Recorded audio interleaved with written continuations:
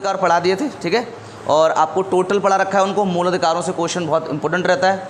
हम आज next start करेंगे राज्य के नीति निर्देशक तत्व, जिसे हम लोग क्या बोलते हैं, डीपीएसपी बोलते हैं, ठीक है। देखो इसके बाद हमारा जो मेन टारगेट रहेगा वो रहेगा उद्देश्य का पढ़ने का, यानी कि प्रस्तावना, है ना। वो संविधान की हमारी रीढ़ मानी जाती है, आत्मा मानी जाती है। अलग अलग जो आपके संविधान कारक थे उन्होंने अलग अलग बताया उसको, तो उसको ध्यान रखना। संविधान इससे स्टार्ट करेंगे, उसके बाद हम लोग पहुंच जाएंगे कहाँ, मूल विधि की तरफ। पहले हमें मेन संविधान खत्म करना है, उसके बाद हम जाएंगे मूल विधि, और मूल विधि फिर अलग अलग धाराओं के रूप में पढ़ेंगे, संहिता के रूप में पढ़ेंगे, अलग अलग दंड संहिता अलग होगा आपका, है ना, समान इस तरह से। तो हम लोग आज स्टार्ट करते हैं नीति से। देखिए मूल अधिकार जो थे ना वो हमारा कानूनी अधिकार था। पहली बात समझेंगे आप, दोनों में हम थोड़ा सा अंतर बताते हैं पहले, फिर आपको नोट करवाते हैं, सही है। नोट करते चलेंगे, कोई दिक्कत आएगी तो आप पूछते हुए चलेंगे। नीति निर्देशक तत्व जो हैं वो कैसे हमारे, देखो मूल अधिकार जो थे वो हमारे कैसे थे, कानून। कानून का मतलब क्या हुआ कि वो हमारे जन्मजात अधिकार होते हैं। जैसे हमने जन्म लिया वैसे हम क्या कर लेते हैं, उनको ग्रहण कर लेते हैं, यानी कि वो हमें स्वतः हम पर लागू हो जाते हैं, ठीक है। और उनको राज्य सरकार कभी ख़त्म नहीं कर सकती, है ना। कोई उन मूल अधिकारों का हनन नहीं कर सकता। लेकिन नीति निर्देशक जो तत्व हैं, कौन है, नीति निर्देशक, ये आपके क्या हैं, कानूनी अधिकार नहीं है। इनका कोई कानूनी अधिकार नहीं है, ये सरकार के अधिकार में होते हैं। किसके होते हैं, सरकार चाहे तो उन्हें लागू कर सकती है और सरकार चाहे तो लागू नहीं कर सकती। जैसे आपने देखा होगा जब सपा सरकार थी तो वो क्या बुढ़ापा पेंशन जो चलाती थी, जो बूढ़े लोग हुआ करते थे वो पेंशन चलाया करती थी। तो जो पेंशन देना है बुढ़ापे लोगों को, बीमारी में इलाज करवाना है, ये सब किसके निर्देश होते हैं, नीति निर्देशक तत्व में आएंगे, ठीक है। बात सुन रही है, किस में आएंगे। लेकिन सरकार चाहे तो उन्हें पेंशन दे सकती है, लेकिन जैसी बीजेपी आई उसने क्या कर दिया, उसे कैंसिल कर दिया। बेरोजगारों को पैसे दिए जाते थे पहले, याद करो सपा में, लेकिन इसने अब बेरोजगार को पैसे देना ये किसका अधिकार था, नीति निर्देशक तत्व में आएगा। और ये किसका था, राज्य सरकार का। तो राज्य सरकार इन्हें लागू कर भी सकती है और नहीं कर सकती है। आप इसके लिए कोर्ट नहीं जा सकते, आप इसके लिए कोर्ट नहीं जा सकते। किसी भी अगर कानून को कैंसिल किया राज्य सरकार ने और वो नीति निर्देशक तत्व के अंतर्गत आता है तो उस पर आप कोई वाद विवाद नहीं कर सकते। बात समझ रही है। लेकिन मूल कर्तव्य पे हम ऐसा कर सकते हैं, मूल अधिकारों पर हम ऐसा कर सकते हैं कि अगर हमारा किसी मूल अधिकार का हनन करा है किसी ने तो हम कोर्ट जा सकते हैं, यानी कि वाद विवाद कर सकते हैं। दो अनुच्छेद थे हमारे, एक 36 और 226, है ना, जिसमें आपका 36 में क्या था, एससी था, सुप्रीम कोर्ट था, और एससी किस में था, 226 में था। ये हमने आपको सब बता दिए थे। तो यहीं से स्टार्ट करेंगे। तो आपको ध्यान रखना कि राज्य के नीति निर्देशक तत्व जो हैं वो कानूनी अधिकार नहीं है। वो किस पर डिपेंड करेंगे, तो राज्य सरकार पर करेंगे। अब बात आती है कि नीति निर्देशक तत्व रखे कितने गए, यानी कब से कहाँ तक रखे गए अनुच्छेद। अच्छा हाँ, डीपीएसपी की हम लोग बात कर लें, ये क्या है आपका, तो ये इंग्लिश में फुल फॉर्म होती है इसकी, डायरेक्टर मतलब डायरेक्ट प्रिंसिपल, ठीक है, डायरेक्ट प्रिंसिपल। आगे हाँ पूरा पता जरा, नहीं पता, पढ़े नहीं अभी तक। डायरेक्ट प्रिंसिपल ऑफ स्टेट, ठीक है, डायरेक्ट प्रिंसिपल ऑफ स्टेट, सही है, ध्यान रखना। हाँ, डायरेक्ट प्रिंसिपल ऑफ स्टेट, सही है। इस गलत लिख रखा है क्या, DPSP, direct principle of state, सही है। हाँ वो टी होगा वहाँ पे, कोई दिक्कत नहीं, सही कर लेंगे। ये शॉर्ट में लिखा होता है, वैसे आप डायरेक्ट प्रिंसिपल ऑफ स्टेट लिखते हैं, यानी कि जो भी कानून बनेगा वो किसके लिए बनेगा, आपके लिए मूल अधिकारों के लिए बने, मतलब राज्य सरकार के लिए है। इसमें आप कोई इंटरफेयर नहीं कर सकते, आपको वो दे भी सकते हैं और नहीं भी दे सकते हैं, ठीक है। अब अनुच्छेद पूछ लेता है कब से कहाँ तक इसको रखा गया है, कौन से अनुच्छेद में। भाग पूछेगा आपसे, क्या पूछेगा, भाग। तो देखो मूल अधिकार जो हमारे थे वो किस में रखे गए थे, 3 में, बोलो यस या नो, बोलो। मूल अधिकार जो हमारे रखे गए थे दोनों को तुलना करके चलना है, दोनों एक ही चीज़ का बनाया हुआ था, ठीक है। तो भाग कौन से में रखे गए, इनको 4 में रखा गया है। और अनुच्छेद कौन सा रखा गया, तो देखो 36 से अनुच्छेद 36 से 51 आपको नीति निर्देशक जो देखने को मिलेंगे उनका जो विस्तार देखने को मिलेगा वो कहाँ से कहाँ तक मिलेगा, अनुच्छेद 36 से 51 तक मिलता है। और भाग कौन से में रखे गए हैं, 4 में रखे गए हैं, ठीक है। पूछता है कि किस संशोधन द्वारा रखे गए थे ये, तो लिखो 42वां संविधान संशोधन। अगर आपसे पूछेगा संशोधन तो कौन सा संशोधन के द्वारा, 42 में संविधान संशोधन।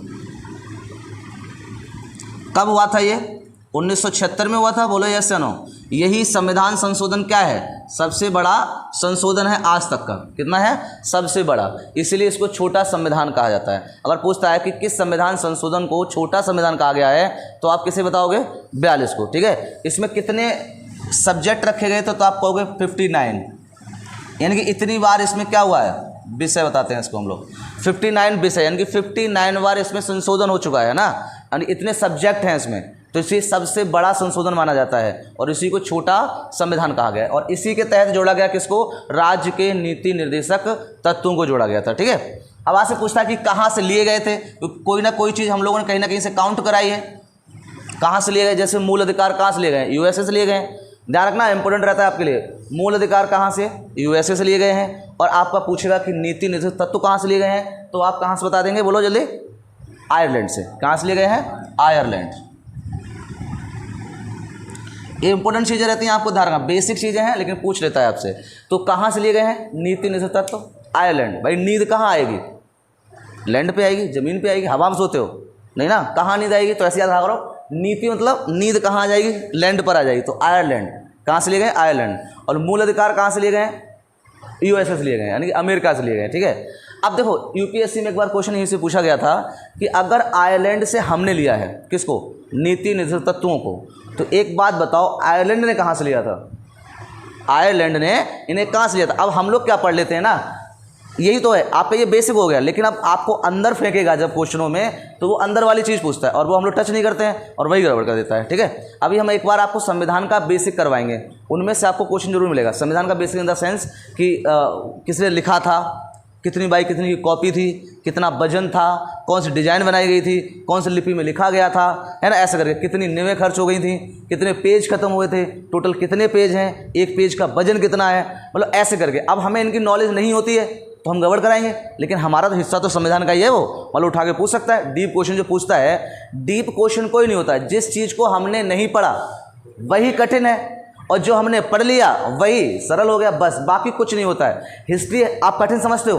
2 बार सही से मन लगा के हिस्ट्री पढ़ लो और आपको हिस्ट्री ऐसी दिखाई देगी, फिर बोले हिस्ट्री में कहीं से आ जाए, समझना, ये चीज़ होती है। तो आपको सरल वही बनाएगा, ध्यान रखना। तो हम लोग क्या समझने वाले थे कि आयरलैंड से, आयरलैंड ने कहाँ से लिया, तो देखो कहाँ से लिया इसने, और बहुत आराम से समझ लेंगे, नहीं समझ में बार बार पूछेंगे लेकिन पहले समझ में ही आ जाएगा।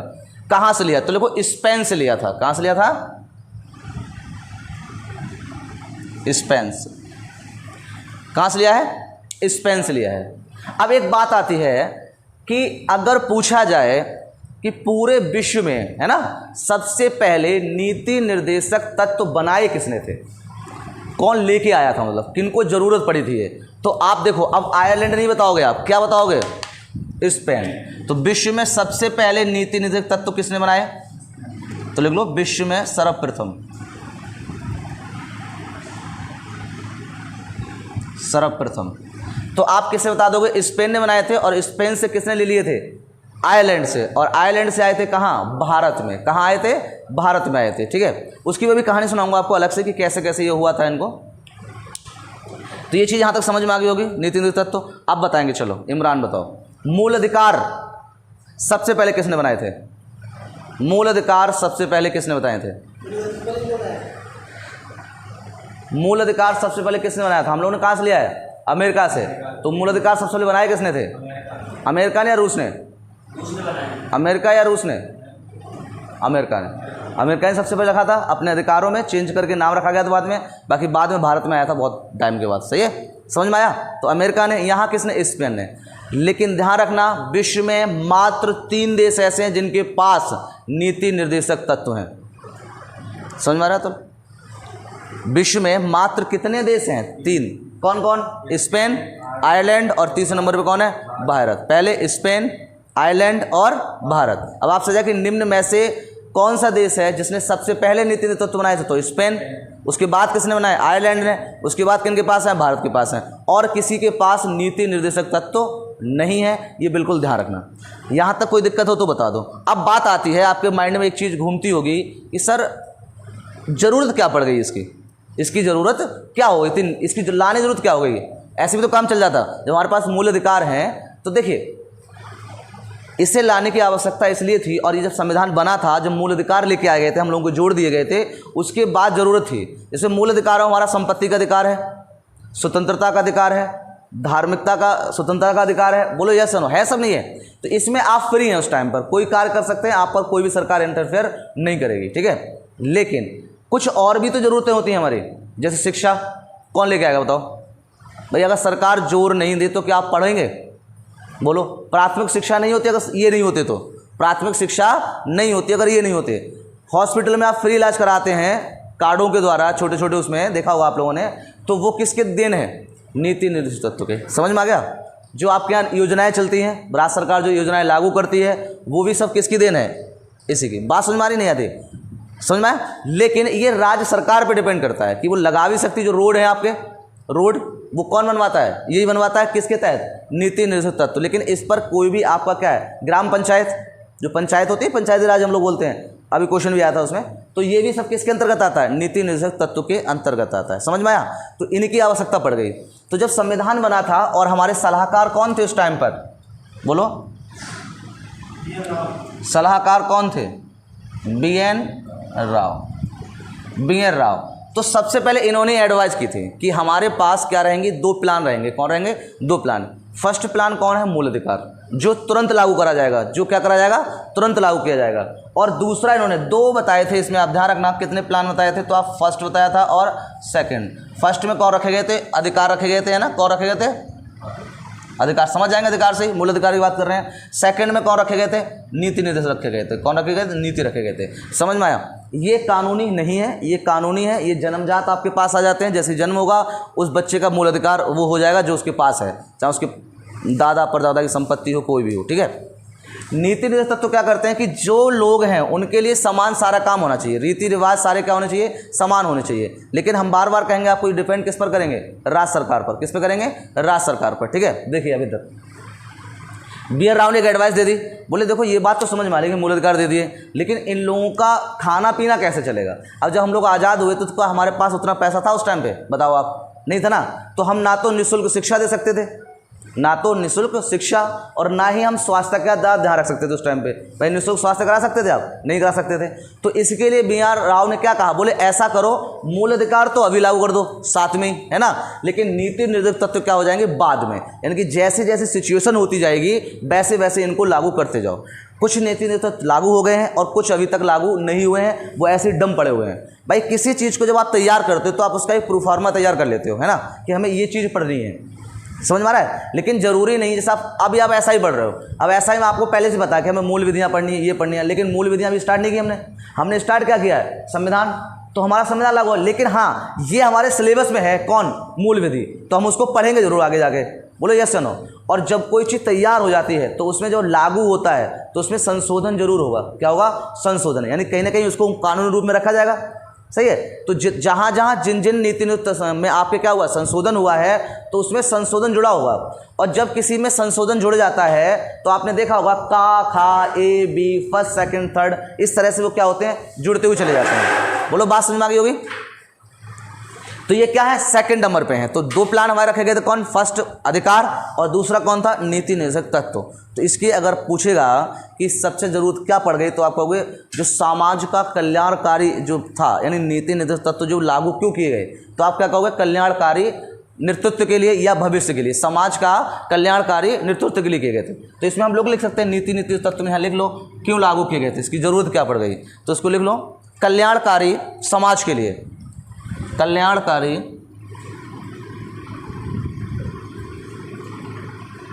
समाज की स्थापना के लिए, यानी कल्याणकारी समाज की स्थापना के लिए रखे गए थे कौन? नीति निर्देशक तत्व रखे गए थे, ठीक है। और इन्होंने क्या कहा था कि जो सेकंड वाला है वो लागू कब होंगे? तो कुछ समय बाद। क्या होंगे? कुछ समय बाद, जहां पर सही समय आएगा तो ये तब रखे जाएंगे, ठीक है। और इन पे अधिकार किनका रहेगा? राज्य सरकारों का। राज्य सरकार उन्हें लागू कर भी सकती है और नहीं भी कर सकती है। आप इसके लिए कोर्ट नहीं जा सकते, कोई वाद विवाद नहीं कर सकते। सही है। अगर आपको पेंशन बेरोजगार मिल रही है तो सरकार चाहे तो दे देगी और चाहे तो नहीं देगी, कैंसिल कर देगी। तो आप उसके लिए कोर्ट नहीं जाओगे, बोले उस सरकार ने तो दी थी, हमें इस सरकार ने दी दी। यानी केरल में चल रही है या राजस्थान में चल रही है, हमारे यूपी में नहीं चल रही है, तो उसमें आप कोर्ट नहीं जा सकते। कोर्ट साफ साफ मना कर देगा, बोले हम सिर्फ मात्र किसका संरक्षण कर रहे हैं, मूल अधिकारों का। आप मूल अधिकारों में और कोई दिक्कत है तो आप हमारे पास आइए, और नीति निर्देशक तत्व में अगर कोई समस्या है तो हमारे पास मत आइए। वो किसके अधिकार में है, राज्य सरकार में है। नौकरी निकालना, नौकरी निकालना किसके अंतर्गत आएगा, नीति निर्देशक तत्व के अंतर्गत। सरकार चाहे नौकरी निकाल सकती है और सरकार चाहे नौकरी नहीं निकाल सकती, आप उसके लिए कोर्ट नहीं जा सकते हैं, सरकार पर प्रेशर बना सकते हो। तो इसलिए आपने देखा होगा नौकरियों के लिए सरकार, राज्य सरकार के खिलाफ धरना दिया जाता है, ना कि केंद्र सरकार के खिलाफ। समझ में आ रही बात, हो गया क्लियर, यहाँ तक कोई दिक्कत, ठीक। अब दूसरा एक नाम आता, अब भाई बी.आर. राव ने ये एडवाइस दे दी। अब जब एडवाइस दे दी तो ऐसा नहीं कि एक की एडवाइस मान ली जाए, तो क्या करा गया, इसको फिर बढ़ा दिया गया, यानी कि बोले और भी आप, जैसे अम्बेडकर थे, ठीक है, एक दो और लोग, तो बोले आप भी देख लो भाई, कुछ गड़बड़ तो नहीं हो गई इसमें, तो ठीक है। अब कौन आए second number, first B R. Rao ने ये प्रस्ताव दे दिया आपको, सेकंड में कौन रहेंगे, अम्बेडकर। कौन रहेंगे, अम्बेडकर। अब इन्होंने क्या कह दिया, बोले बाकी तो सब ठीक ठाक है ना, बिल्कुल सही है, कोई दिक्कत नहीं है, बट इन्होंने कुछ वर्ड जोड़ दिए थे। क्या जोड़ दिए थे, वर्ड। जैसे लिखिए, जिसमें इन्होंने कह दिया था कि इसमें लोक कल्याण, यानी कि कोई भी अगर योजना लागू होती है तो वो किसको देखते हुए होनी चाहिए, लोक कल्याण को। किसको देखते होनी चाहिए, लोक कल्याण को। सामाजिक रूप से होनी चाहिए, यानी कि समाज को देखते हुए, सामाजिक। और थर्ड में आता है कौन, आर्थिक। कौन आएगा आपका, आर्थिक लोकतंत्र।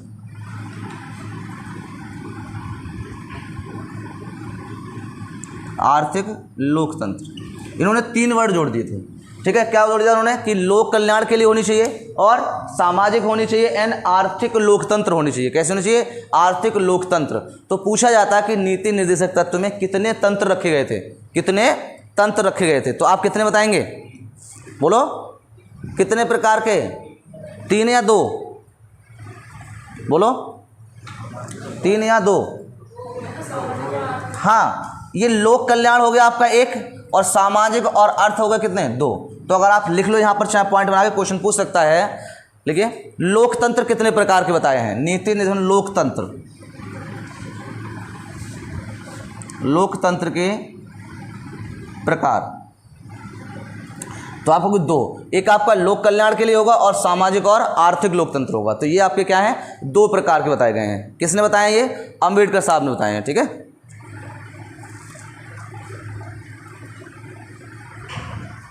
आगे समझ में, देखिए इसमें लोक कल्याण में कौन आता है, समाज सबसे पहले आता है। लोक कल्याण में कौन आएगा, समाज आएगा।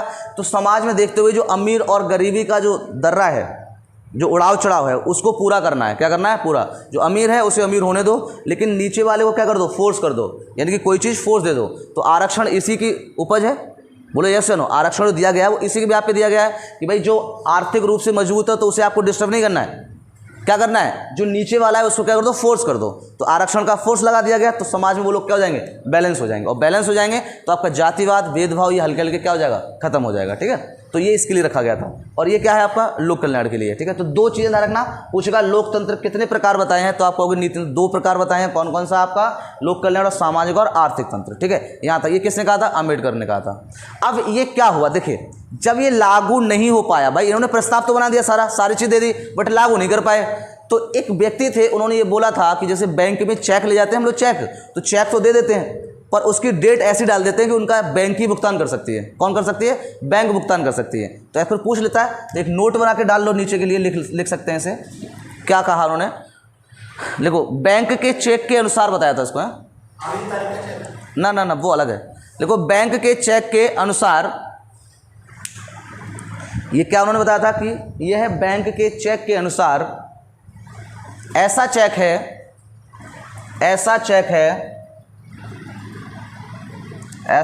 है जिसका भुगतान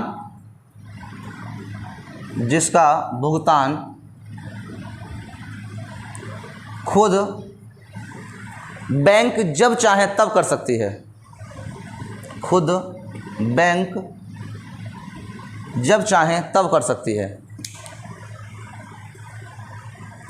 तो पूछा जाएगा किसने कहा, तो केटी साहा ने कहा था, ये किसने कहा था? केटी साहा। किसने कहा था ये? तो केटी साहा ने कहा था। तो आप ध्यान रखना, नीति निर्देशक तत्वों को चेक के अनुसार किसने बताया ये, या किसने बताया कि ये ऐसा चेक है जो बैंक चाहे भुगतान कर सकती है और चाहे नहीं कर सकती, क्योंकि राज्य सरकार के अधिकारों में दे दिया इनको। बात समझ में आ गई? ठीक है, तो ये आपके यहाँ तक बेसिक समझ में आ गया होगा। कोई दिक्कत हो तो बोलो, ठीक है। चले, अब हम लोग स्टार्ट करेंगे कौन? अनुच्छेद। तो कितने से कितने तक था ये? एक बार रिवीजन कर लो फटाफट, बोल बोल के जल्दी जल्दी। 36 से 51। कहाँ से आए थे ये? आयरलैंड से। कहाँ से आए थे? आयरलैंड से। आयरलैंड ने कहाँ से लिए थे? संविधान में नीति निर्देशक तत्व किस संशोधन के द्वारा जोड़े गए? क्यों, इनकी क्या आवश्यकता पड़ गई? तो आप हो गए लोक कल्याण के लिए। किसके लिए? लोक कल्याण के लिए, ठीक है। जिसके अंदर निःशुल्क शिक्षा, बीमारी, स्वास्थ्य, पानी की व्यवस्था, ये सब, गलियां, रोड, है ना, सब ये टोटल सब किस में रखे गए थे? नीति निर्देशक तत्व में। हम लोग एक एक करके इसको स्टडी करते हैं। तो पहला अनुच्छेद आपका आएगा कौन? अनुच्छेद 36। अनुच्छेद 36 में क्या है? आप अपना नोट कर लिया करो, जो हम बोला करें। अगर नहीं है, ऐसा नहीं शॉर्ट में लिखते रहो, आप अपना लिख लिया करो, मैं बोल दिया करूँगा, ठीक है। तो 36 अनुच्छेद में सबसे पहले कौन आया? उसमें राज्य की परिभाषा। ये राज्य हर बार वर्ड आया और हमने हर बार आपको समझाया, पिछली बार भी आया था, याद आया?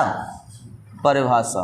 अब यहाँ पे राज्य का परिवार का मतलब यूपी, एमपी और गुजरात नहीं है। यहाँ पे राज्य का मतलब होता है ऐसे विभाग जो अपने आप अर्निंग करते हो और अपना कानून व्यवस्था अलग रखते हो। जैसे हमने आपको पहले ही बताया था, याद रखना, लिख लेना अगर लिखना चाहो। राज्य की परिभाषा का मतलब यहाँ पर क्या है?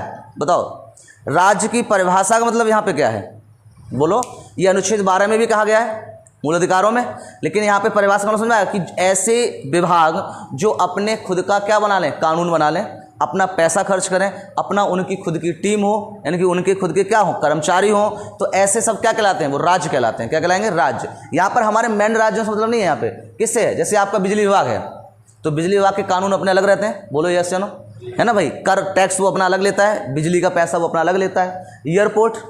एयरपोर्ट उनका अपना विभाग होता है अलग, उस पर सरकार कोई इंटरफेयर नहीं करती। उनके खुद के कानून होते हैं कि तुमने अगर कोई उल्लंघन किया तो ये कानून लग जाएगा, ये धारा लग जाएगी, सही है। ऐसे बिजली विभाग में होता है भाई, उनकी पुलिस तक अलग होती है। आप बताओ, उनकी पुलिस अलग होती है। रेलवे की पुलिस अपनी अलग है। बताओ यस या नो। तो ये सब क्या है? राज्य हैं। ये सब क्या है? राज्य जो हमारे स्टेट वाले हैं वो भी राज्य हैं, केंद्र वाले हैं वो भी राज्य हैं, क्योंकि कानून वो भी अपना बना सकते हैं और हटा सकते हैं, ठीक है। तो ये सब क्या होते हैं? राज्य। आप लिखना चाहो लिख लो। इसमें जैसे राज्य का मतलब यहाँ पर कैसे है? जैसे ऐसे विभाग जो अपने पैसे या अपने कर्मचारियों के अनुसार कानून बना सकते हैं। क्या बना सकते हैं? कानून बना सकते हैं। तो उनको हम लोग क्या कहते हैं? राज्य कहते हैं। क्या कहते हैं? राज्य। अब तो समझ में आ गया। राज्य की परिभाषा दी हुई है, यानी कि अनुच्छेद 36 नीति निर्देशक तत्वों में यह आदेश देता है जो राज्य हैं कि वो अपना कानून बना सकते हैं और हटा सकते हैं। इस पर बाहर से कोर्ट का कोई प्रेशर नहीं होगा। वो इसके लिए क्या है? स्वतंत्र हैं। उनका मन है, अब नीति निर्देशक तत्वों में क्या है? राज्य सरकारों का मन है, उस पर वो कोई भी नियम लागू कर सकते हैं और कोई भी हटा सकते हैं। उस पर आप कोई भी इंटरफेयर नहीं कर सकते हैं। आगे बात समझ में आ गई, ठीक है। तो राज्य परिवार समझ में आ गई, वरना राज्य बच्चे किसी एक कॉन्स्टेंट उसको स्टेट को मान लेते हैं, लेकिन ऐसा नहीं होता है, ठीक है। तो ये बिजली विभाग है आपका, क्या नाम है, रेलवे है, एयरपोर्ट है, ठीक है।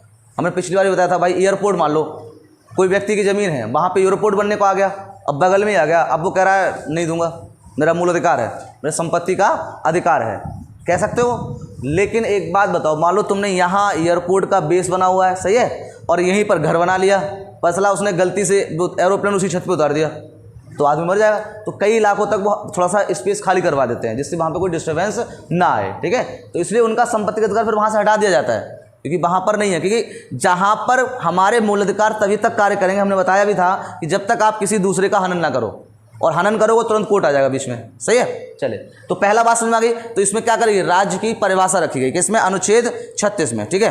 अब राज्य सरकार में क्या क्या कर सकती है, तो राज्य सरकार क्या करेगी, इसमें ये दिया हुआ है क्या करेगी।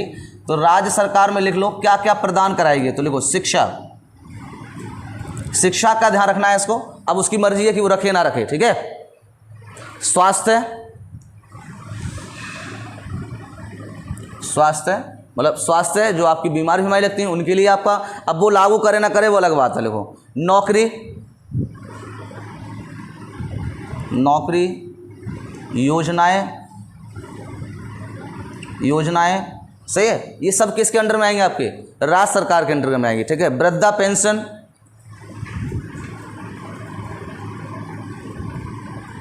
वृद्धा पेंशन, ठीक है। रोजगारों को जो बेरोजगारी भत्ता है वो वाला, वो सब किसके अंडर में है? राज्य सरकार में। तो ये सब दिया हुआ है कौन से? अनुच्छेद 36 में। लेकिन इन पर कितना अमल सरकार करती है, यानी कि उसका कितना बजट है, उसको देखकर वो लागू कर सकती है। और अगर अब ऐसा नहीं है कि आपने यहाँ पढ़ लिया, बोले हम तो पढ़ाए नीति निधि तत्व, ठीक है, और आप भिड़ गए जाके कहाँ? वृद्धा पेंशन पे। बोले लाओ हमें वृद्धा पेंशन दो। बोलो जो भी बुजुर्ग लोग हैं वो जब पहुँच जाए, कोर्ट पहुँच जाए, तो कोर्ट क्या कह देगी? बोले महाराज नीति निधि तुमने पढ़ तो लिए, लेकिन उसमें ये लिखा हुआ है कि हम उसमें तुम्हारी कोई मदद नहीं कर सकते हैं। राज्य सरकार का अगर बजट होगा तो वृद्धा पेंशन देगी, ठीक है, और बजट नहीं होगा तो वृद्धा पेंशन नहीं देगी। उसका मन है निःशुल्क शिक्षा देने का, भाई इसमें कौन जुड़ेगी? निःशुल्क शिक्षा। शिक्षा का मतलब क्या हुआ? निःशुल्क। जो आपका चल भी रही है याद करो, ठीक है। निःशुल्क शिक्षा, प्राथमिक तक निःशुल्क शिक्षा 8 तक का दी गई है। अब 0 से 6 भी जोड़ दिया गया है उसमें अब बाद में, ठीक है, लेकिन उसमें दोनों काम रखा जाएगा, तो वो आगे बताएंगे। तो शिक्षा में समझ में आ रहा है कौन निःशुल्क शिक्षा। अब जरूरी नहीं, जब हम लोग आज़ाद हुए थे उस टाइम पे इतना पैसा नहीं था कि हम लोग निःशुल्क शिक्षा दे पाएँ, ठीक है, लेकिन अब हम थोड़ा सक्षम हो गए हैं तो हम लोगों ने ये कार्य स्टार्ट कर दिया है, याद है आप लोगों को सबको। लेकिन अगर सरकार चाहे तो इसे बंद भी कर सकती है, ठीक है, बोलो यस या नो। लेकिन आप इसके लिए कोर्ट नहीं जा सकते। कौन कहता है ये? क्योंकि नीति निधि तत्व के अंतर्गत आता है, तो इसलिए कभी भी इसको आप कोर्ट नहीं जाओगे, ध्यान रखना। मूल अधिकारों पे वाद विवाद आप कर सकते हो, कोर्ट जा सकते हो, लेकिन नीति निधि तत्वों में कोर्ट नहीं जा सकते। स्वास्थ्य, नौकरी योजना, वृद्धि, ये सब किसके अंतर्गत आएगा? राज्य सरकार का। वो चाहे लागू करे ना करे, ठीक है। कुछ योजनाएं आपने देखी होंगी कि आपका दूसरे राज्यों में चल रही होंगी, बट हमारी यूपी में नहीं चल रही होती, कुछ हमारी यूपी में चल रही होती हैं, दूसरी जगह नहीं चल रही होती। तो ये तो राज्य सरकारों पर डिपेंड करता है कि वो लागू करेंगे या फिर नहीं करेंगे, उसमें आप कोई भी इंटरफेयर नहीं कर पाओगे। बोलो यहाँ तक कोई दिक्कत हो तो आगे समझ में? चलिए नेक्स्ट डालिए। अब आता है 37, अनुच्छेद 37। अनुच्छेद 37 में क्या है बताओ, कौन बताएगा? अनुच्छेद 37 में क्या है? 36 से लेकिन हम लोग 51 तक पढ़ना है, जल्दी बताइए। अनुच्छेद 37 में क्या रखा गया? क्या कह रहा है अनुच्छेद 36 में? 37 में सॉरी, देखो न्यायालय के परिवर्तनीय है ये। न्यायालय के लिए क्या है? के प्रति परिवर्तनीय।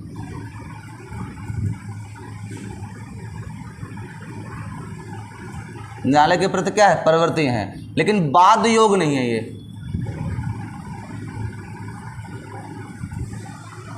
ठीक है, बाध्य योग नहीं है, ठीक है। इसमें किसकी इच्छा शामिल है? तो आप कहोगे राज्य सरकार की।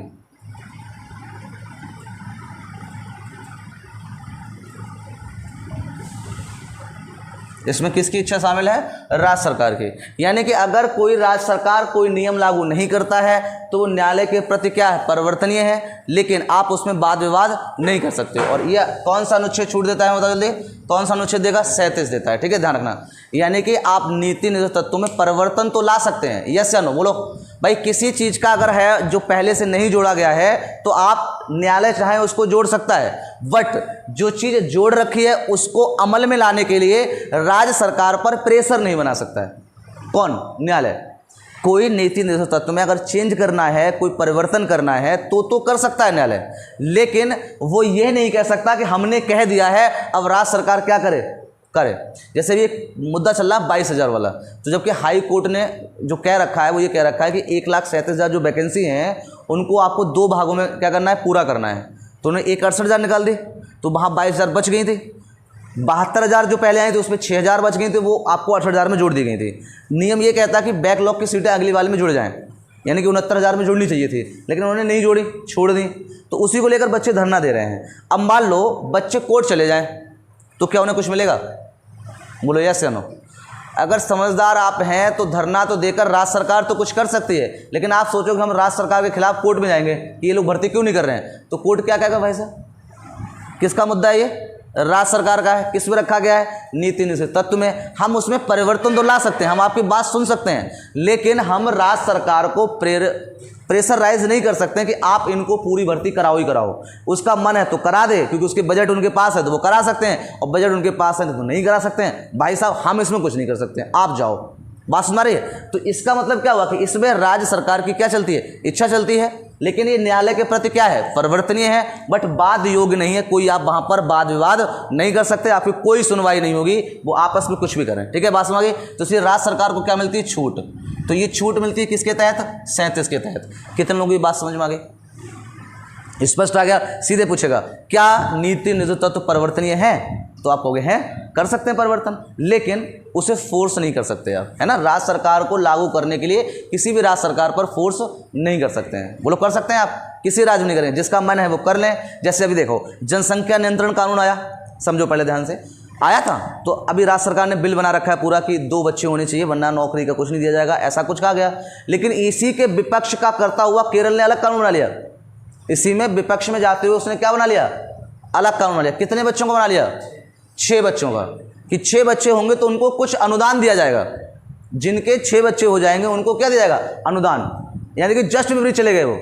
बोलो ये सुनो, लेकिन अब उनके निर्णय में कौन करेगा इंटरफेयर, न्यायालय। कौन करेगा, न्यायालय, क्योंकि परिवर्तनीय है। यानी कि एक तरफ आप कानून लेके आ रहे हैं 2 वाला, और आप एक अलग जाके लिखते हो। उन पे अधिकार है राज्य सरकार की, वो बना सकती है। तो अभी तक देखो कोई इंटरफेयर नहीं हुआ, किसी ने कुछ नहीं बोला, लेकिन जब ये बिल पास होगा राज्यसभा में जाके, है ना, 2 वाला, तो फिर वो उनको जरूरी नहीं वो लागू कर ही दें।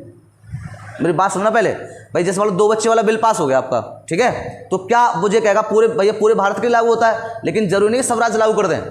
जीएसटी क्या सबने एक साथ लागू कर दी थी, नहीं। पहला कौन था, गुजरात। पहला कौन था, गुजरात। फिर हल्के हल्के सबने कर दी थी। बोलो यस, हाँ जी, नहीं गुजरात ने की थी पहले, गुजरात ने की थी ना ना ना ना, जीएसटी तो गुजरात ने की थी पहले।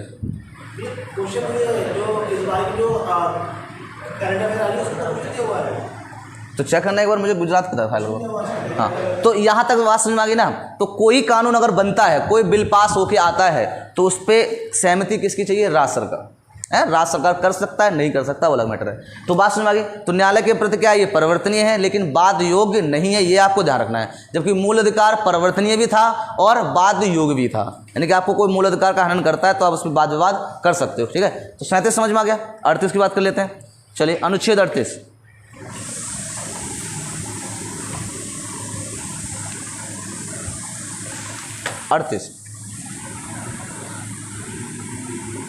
अब 38 में क्या रखा गया है, नीति निषेध के 38 अनुच्छेद 38 में क्या रखा गया है, देखो, लोक कल्याण की अभिवृत्ति, लोक कल्याण की अभिवृत्ति, लोक कल्याण की आवृत्ति रखी गई है। अनुच्छेद 38 में कौन सा रखा गया है, लोक कल्याण की आवृत्ति। अब इसमें क्या क्या आ जाएगा बताओ जरा, लोक कल्याण में क्या क्या आता है। देखो, इसमें न्याय रखे गए हैं। क्या रखेंगे, न्याय, कि आपको समाज में कोई भी अगर कानून लागू करना है राज्य सरकार को, तो उसको क्या होगा, एक न्याय के तौर पर रखना पड़ेगा, है ना, जिससे समाज का बैलेंस क्या रहे, बना रहे। ठीक है, ऐसा नहीं कि कोई अमीर बहुत है तो आपने उसी के लिए कानून ले आए, बोले और अमीर बन जा बेटा तो एकदम फ्री हो। ठीक है, लेकिन उनको क्या करना है कि उसके बराबर लेके आना है हर लेवल पे। न्याय कैसा होना चाहिए, बिल्कुल लेवल पे होना चाहिए। ठीक है, तो लिखिए पहला इसमें उन्होंने सामाजिक जोड़ दिया। कौन जोड़ा है, सामाजिक। अम्बेडकर साहब ने भी जोड़ा था सामाजिक, याद है, सामाजिक को मतलब समाज को देखते हुए। और दूसरा लिखिए आर्थिक रूप से, आर्थिक रूप में देखते हुए रूप से। और तीसरा लिखो राजनीतिक,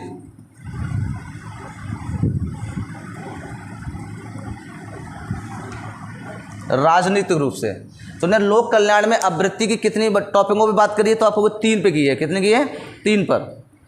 सही है, समाज को देखते हुए आपको कोई बिल लेके आना है, आर्थिक रूप से देखते हुए लाना है, और राजनीतिक तौर से भी देखते हुए लेके आना है। ठीक है, जैसे एक एक कर समझ लेते हैं। तो लोक कल्याण समझ में आया। अब आप यहाँ पे क्वेश्चन पूछता है कि नीति निर्देशक तत्वों में कितने तंत्रों की बात की गई थी, कितने तंत्र बताए गए थे, 2।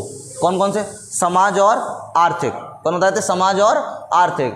अब अगर पूछेगा कि न्याय, नीति निर्देशक तत्वों में न्याय कितने प्रकार के बताए गए हैं, क्वेश्चन आ सकता है यहाँ से। तो देखो 3 प्रकार के।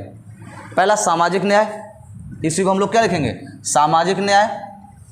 दूसरा क्या होना चाहिए, आर्थिक न्याय। और तीसरा कौन होना चाहिए, राजनीतिक न्याय। यानी कि समाज में न्याय जो होना चाहिए वो बराबर होना चाहिए सबका।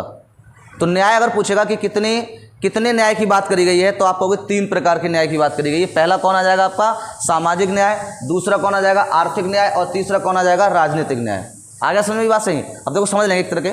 अब इस सामाजिक की बात करता है तो समाज में आपने देखा होगा जनरल, ओबीसी, एससी सब एकदम कम रैपिडो कर रहे हैं, आराम से कूद रहे हैं। अब तो फिलहाल भी बैलेंस बन चुका है हल्के हल्के, लेकिन पहले बहुत ज़्यादा था ये, जब ये स्टार्ट हुई तो उस टाइम की बात हो रही है ना। तो इसमें सामाजिक को, समाज में अगर आपको बराबरी करनी है तो उसके लिए आरक्षण लाया गया था। क्या लाया गया था, आरक्षण। तो इसमें आपका उन्हें न्याय किस प्रकार से मिल रहा है, आरक्षण। जो बैक में है थोड़े से एससी, ओबीसी, एसटी जो भी हैं, ठीक है, उनके लिए बराबर लाने के लिए, यानी कि समाज में बराबरी लाने के लिए क्या लाया गया था, आरक्षण। तो उनके लिए न्याय मिल गया। बोलो यस या नो। भाई आरक्षण उनको दिया जा रहा है तो उनको ऐसा लग रहा है, जबकि ऐसा नहीं है कि सिर्फ आरक्षण उन्हीं को जरूरत है। आरक्षण तो आपको हर जगह। अब जो आरक्षण होना चाहिए वो किस प्रकार से होना चाहिए, आर्थिक रूप से होना चाहिए। कैसा होना चाहिए, आर्थिक। जबकि अभी कैसा है, जातिवाद से है। कैसा है, जातिवाद से। भविष्य में अगर होगा, अगर परिवर्तन हो गया, फिलहाल तो अभी हो नहीं रहा है क्योंकि ये कानून के रूप में आ गया है। राजनीतिक तौर पर अगर कोई चीज़ आ जाती है, वोट बैंक की अगर वो होने लगती है, तो फिर वो आरक्षण नहीं रहा। इस संविधान को मतलब ही नहीं रहा। ये तो एक अलग जाके फील्ड पे कूद गया, अब वो अलग मैटर है, उससे मतलब नहीं है। आगे बढ़ते हैं। तो ये बात समझ में आ गई। तो समाज में अगर लेवल रखना है न्याय के लिए तो आप क्या दोगे, आरक्षण देंगे, ठीक है। दूसरा आता है आर्थिक रूप से। आर्थिक रूप से मतलब कैसे, जैसे जो लोग गरीब होते हैं, देखो आपने राशन कार्ड बनते हैं, ये सरकार के सब काम है। ये आरक्षण देना किसका काम है, सरकार का काम है। ये सरकार देगी, सही है, नौकरियों में देगी, शिक्षा में देगी, हर जगह देगी। उन लोगों को देना पड़ेगा उन्हें, क्योंकि ये आप कौन कहता है, नीति निर्देशक तत्व कहते हैं। नहीं भी दे सकती है तब भी आप कुछ नहीं कर पाओगे उसका। बात हमारी, कुछ भी नहीं कर पाओगे। आर्थिक रूप से मतलब हुआ राशन कार्ड। कौन हो गया, राशन कार्ड। राशन कार्ड पे आपने गेहूं देखा होगा, बहुत सस्ते में दिया जाता है। तो उन लोगों को दिया जाता है जो गरीब स्तर पे हैं। कौन है, गरीब स्तर पे। एससी एसटी जो लोग हैं उनके लिए अलग अलग कार्ड होते हैं। सफ़ेद कार्ड होता है, ग्रीन होता है, ऐसा होता है ना, पीला कार्ड होता है। तो अलग अलग, किसी को 5 किलो दिए जा रहे होते हैं, तो अगर उस पर सफ़ेद है तो 10 किलो दिए जाएंगे उनको, मतलब यूनिट के हिसाब से बढ़ा दिए जाते हैं उनके, ठीक है। तो इसको राशन कार्ड की जो पद्धति लाई है, राज्य सरकार लेके आई है। ये किसके अंतर्गत आती है, नीति निर्देशक तत्व के अंतर्गत आती है। और उसमें भी किसके, आर्थिक रूप से। यानी कि जो आर्थिक लेवल अच्छा है उनको राशन कोटा नहीं दिया जाता है।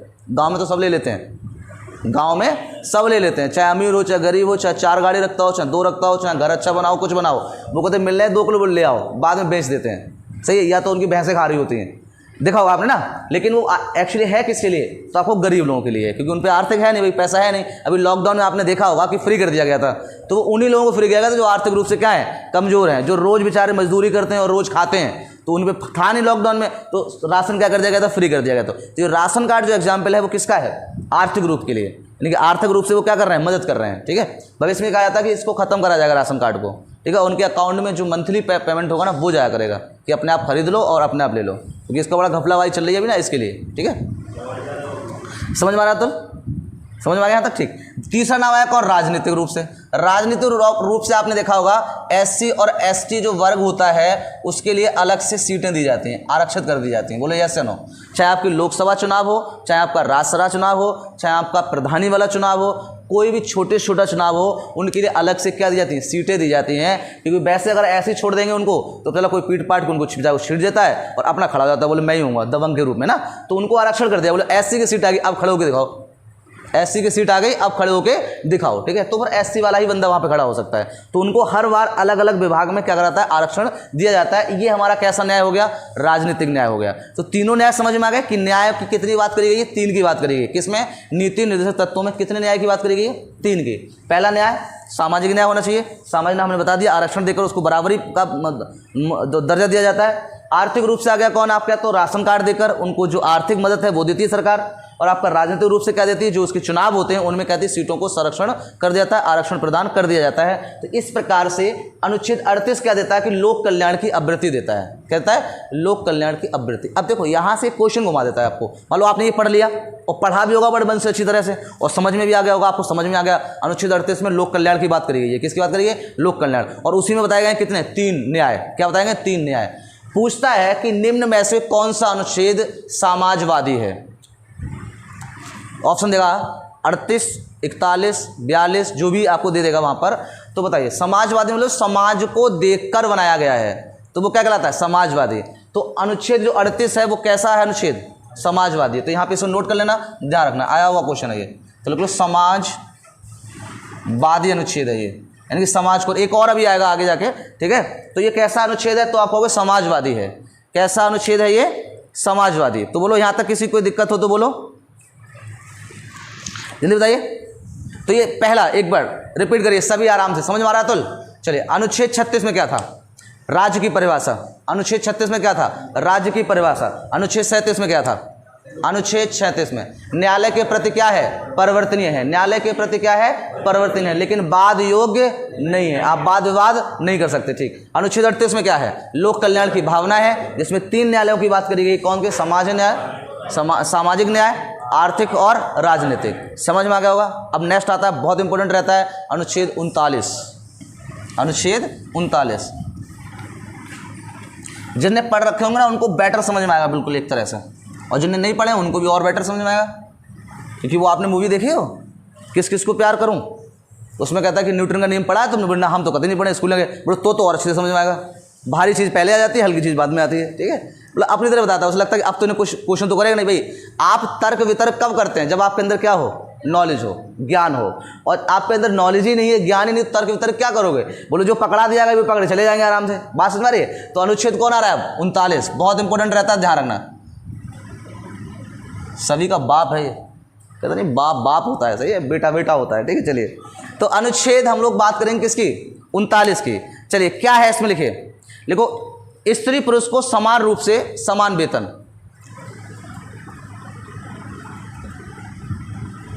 स्त्री पुरुष को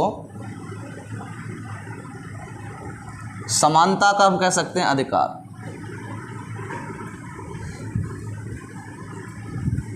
स्त्री पुरुष को समानता का अधिकार, यानी कि कोई स्त्री और पुरुष हैं और वो एक ही विभाग में कार्य कर रहे हैं ना, उनका कार्य भी क्या है? सेम है। क्या है? बराबर है। यानी कि जो पुरुष कार्य कर रहा है और वही क्या कर रहा है? महिला कार्य कर रही है। कौन कर रही है? महिला कार्य कर रही है। तो उसमें ये कहा गया कि उसमें हमें लिंग के आधार पर हम कोई भेदभाव नहीं कर सकते। ऐसा नहीं कि महिला है चलो इसको 20,000 में निपटा दो, महिला है कितना काम कर रही होगी, लेकिन काम तो वो भी कर रही है। जो एक आदमी बैठ के वहाँ कंप्यूटर वर्क कर रहा है, महिला भी कंप्यूटर वर्क वही कर रही है। लेकिन तो उन्होंने कहा कि लिंग के आधार पर आप अलग नहीं कर सकते। ये किसका? ये हमारा मूल अधिकार है। लिंग के आधार पर कोई भेदभाव नहीं करना हमारा क्या है? मूल अधिकार है। लेकिन नीति निर्देश तत्वों में कहा गया कि स्त्री पुरुष की समानता का अधिकार होना चाहिए, यानी कि एक ही विभाग में अगर नौकरी दोनों कर रहे हैं तो दोनों की जो सैलरी होनी चाहिए वो क्या होनी चाहिए? समान होनी चाहिए। उनका वेतन क्या होना चाहिए? समान होना चाहिए। और ये कौन कहता है? अनुच्छेद 39। वेतन कैसा होना चाहिए? समान। पहले ये बताओ, बात समझ आई नहीं? स्त्री पुरुष का वेतन क्या होगा? समान। क्या आप किसी नौकरी में जाओ, जैसे मान लो अभी आप SI में जाओगे और दुआ है आप जाएं तो स्टार लग के आएँ, ठीक है, और एकदम सही है, तो आप अब जाएंगे। मान लो लड़की भी जाएंगी, मान लो भाई लड़की भी गई और लड़की भी गई, दोनों दरोगा बन गए, तो क्या ऐसा है कि अरे भाई ये भाई लेडीज़ है तो इसको लाओ भाई कम पैसे दे दें, ऐसा हो सकता है? नहीं। कौन? क्योंकि हमारा ये कौन कह रहा है? नीति निर्देश तत्व कह रहे हैं। ये कह रहे हैं, कौन कह रहा है? ये कोर्ट कह रहा है इस बात को, लेकिन ये लागू करे राज्य सरकार या ना करे इस पर कोई रोकथाम नहीं है। बोलो यस या नो? भाई बात होगी, आपको सारे काम दे भी दिए और सब छीन भी लिए। भाई राज्य सरकार करेगी? अब भाई राज्य सरकार चाहे तो कर सकती है, लेकिन इन्होंने कहा है कि अगर आपको वेतन देना है तो समान दो, समान कार्य के लिए समान वेतन देना चाहिए, ठीक है। लेकिन राज्य सरकार कहती है हम तो पुरुषों को ज़्यादा देंगे, महिलाओं को कम देंगे, तो महिलाएं बेचारी कुछ नहीं कर सकती। बोलो कर पाएंगे? कोर्ट भी नहीं जा सकते, वाद विवाद ही नहीं कर सकते। बोले जो मिल रहा है वही दे दो। प्राइवेट सेक्टर में ऐसा होता है। बोलो यस या नो? प्राइवेट सेक्टर में आपने देखा होगा, जो हमारे प्राइवेट स्कूल होते हैं उसमें जो सीनियर होते हैं उनको सैलरी ज़्यादा देते हैं, जो बेचारी गर्ल्स होती हैं उनको 1500 रुपये 2000 तक दे देते हैं, आप कार्य कराते हैं आराम से। देखा होगा ना, प्राइवेट बता रहा हूँ, ठीक है। जो अच्छी प्राइवेट सेक्टर होते हैं थोड़ा लेवल का होते हैं, उसमें ये नहीं होता, उनमें देते हैं, मतलब उसमें ठीक ठाक दे देते हैं। लेकिन प्राइवेट सेक्टर जो होते हैं, आपके प्राइवेट स्कूल हैं, उसमें ज़्यादा होता है ये। भाई एक तो होता है आपका इंग्लिश मीडियम, तो उसमें तो सैलरी देते हैं, और महिलाओं की तो बढ़ा देते हैं। और हाँ नहीं, इनमें नहीं, इसमें सैलरी करेंगे तो वो दे देंगे, मतलब हाँ वो तो है ही। हाँ वो, हाँ वो तो काट लेंगे, उनका तो मतलब ही नहीं। तुमने एक छुट्टी करी और एक से एक्स्ट्रा लग गई तो समझो काट लेंगे। नहीं, ये नहीं है। जैसे समान कार्य समान वेतन जो आप केस बता रहे हो, ये लागू तो है, अब जैसे आपको मालूम है किसी को प्राइवेट जॉब पे रखा गया, आपको साइन कराएगा 15,000 पे, लेकिन वो 15,000 से कीमत नहीं देगा। हाँ हाँ बिल्कुल, लेकिन आप कुछ नहीं कर सकते उसमें, आप कुछ नहीं कर सकते। भाई क्या कह रहे हैं ये कि ये किस पर डिपेंड कर रहा है, जो वहाँ का मैन है वो आपको दे भी सकता है और नहीं, आप इसके लिए कोर्ट नहीं जा सकते। बोले सर वो उन्हें 1500 पे सैलरी हमें करा रहे हैं और हमें दे रहे हैं 2000, तो आप कुछ नहीं कर सकते उसमें, ना तो पुलिस सुनेगी आपकी, ना न्यायालय सुनेगा और ना राज्य सरकार सुनेगी। सही है, तो ये यही तो बात है। ये तो एक वो दे दिया ना कि लॉलीपॉप दे देते ना, बोले लो भैया बैठे खाओ, और जब मरी तो छीन लिया, बोले जाओ अब तुम हो गया तुम्हारा काम, ठीक है। तो ऐसा होता है, तो कोई नहीं है, हमें समझना है। तो ध्यान रखना, इन्होंने क्या कहा है कि स्त्री और पुरुष के लिए समान वेतन देना चाहिए। तो ये कौन से में दिया हुआ है, अनुच्छेद 39 में दिया हुआ है, ठीक है। तो बराबर वेतन है, आप देखो जितने भी सरकारी विभाग होंगे उनमें सेम होता है, 1 रुपये इधर नहीं कर सकते हैं वो, ठीक है। चले अब इसकी आगे बात आती है, इसका जो मेन इंपॉर्टेंट रहता है वो रहता है अनुच्छेद 39 का। अब इसका मतलब हुआ कर इसमें का जुड़ गया है, का को हम ए भी बोल देते हैं ना, रोमन में फर्स्ट बोल देते हैं ऐसे करके, ये ऐसे लिखे होते हैं, ध्यान रखना इसमें कोई दिक्कत नहीं है। का जहां का खा गागा जुड़ जाए तो आप समझ जाओ कि इसमें संशोधन हुआ होगा। इसमें क्या हुआ होगा, संशोधन के तौर पर जोड़ा गया होगा। तो अनुच्छेद 39 में एक तो आपका क्लियर हो गया होगा कि स्त्री पुरुष की समानता की बात करी गई है। डायरेक्ट पूछ लेगा कि 39 में क्या रखा गया है, तो आपको स्त्री पुरुष की समानता की बात करी गई है, यानी कि समान कार्य पे समान वेतन। सीधे आता है समान कार्य पे समान वेतन कहाँ रखा गया है, तो अनुच्छेद 39 में। लेकिन 39 के का में क्या रखा गया, साक्षी बताएंगे। कोई बात नहीं, 39 के का में क्या रखा गया, इसी संबंधित है। तो यार समान कार्य के लिए समान वेतन है, और चौथे में डिस्ट्रीब्यूशन किया गया है, और ई में है इकोनॉमिकली जो महिलाओं के लिए वो तो अलग है, वो तो अभी नहीं आएगा। 39 का बताओ क्या है, तो लिखो समान न्यायालय और निःशुल्क विधि सहायता। समान न्यायालय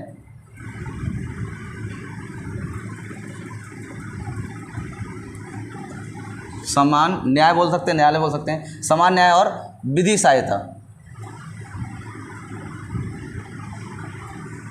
विधि सहायता। अब देखो इसमें क्या होता है, इसमें होता है समान न्याय, मतलब न्याय सबको बराबर दिया जाएगा, लेकिन आदमी को पहले नॉलेज भी तो होनी चाहिए। जैसे मान लो एक किसान है, अब एक किसान को संविधान पता क्या है भाई, उसे किसी को रास्ता पता है कैसे जाएंगे। अगर वो बेचारा खेत पर कोई मारपीट भी कराता है ना, तो वकील के पास आता है, तो वकील क्या देता है, एडवाइस देता है, कहता है, लेकिन वो फ्री नहीं देता है, वो फ्री नहीं देता है। लेकिन सरकारी कोई कर्मचारी है या सरकारी वकील है, वो आपको फ्री एडवाइस देगा। जैसे मान लो किसी ने खेत जोत लिया, अब वो भागता गया कहाँ, दरोगा के पास। किसके पास गया, दरोगा के पास जाएगा सबसे पहले, भाई पुलिस के पास जाता है। तो पुलिस के पास गया, उसने कहा आप 20,000 रुपये दे दो, खेत कल छुड़वा दूंगा मैं उससे मार के। अब उन्हें 20,000 रुपये भी ले लिए, भाई आदमी दे गया, उसे नहीं पता, बोले ठीक भैया ले लो आप हमारा खेत, उसने जोत लिया वो हटवा दो। तो अब मान लो दरोगा ने 20,000 रुपये भी ले लिए और दोबारा फिर लौट के बोले आप आए नहीं, वो खेत उसने छोड़ा ही नहीं अभी तक। उसने कहा कि चल भाग यहाँ से, ठीक कौन से रुपये हुए तेरे और खेत कौन सा। तो इसमें क्या ये कुछ इंटरफेयर कर सकते हैं, नहीं कर सकते हैं। हाँ, लेकिन अगर अच्छा कोई दरोगा है, अच्छे पुलिस वाले होते भी हैं, तो वो कहते हैं आप हमारे पास आइए और हम आपको क्या करेंगे, कानूनी सहायता देंगे। क्या देंगे, कानूनी सहायता देंगे, यानी कि उनके बारे में बताएंगे, यानी कि विधि कानून आप क्या कर सकते हो। जैसे आओ भाई तुम्हें किसी ने मारा है किसी ने, तो आप पुलिस के पास गए, तो आप पूछेंगे कि हमें रिपोर्ट लिखवानी है, तो बोले काय की रिपोर्ट लिखवानी है, बोले वो पीटा बहुत है, कहाँ चोट लगी, बोले यहाँ। अच्छा, तो क्या किसान ये बताता है कि धारा ये लगाओ, कौन बताएगा, पुलिस। तो पूछता बताओ कौन सी धारा लगा दें, इस पर कौन सी धारा लगा दें, ये भाई लगा दें तो ऐसे चला जाएगा, इतने में इतने जेल चला जाएगा, इतने चलेगा।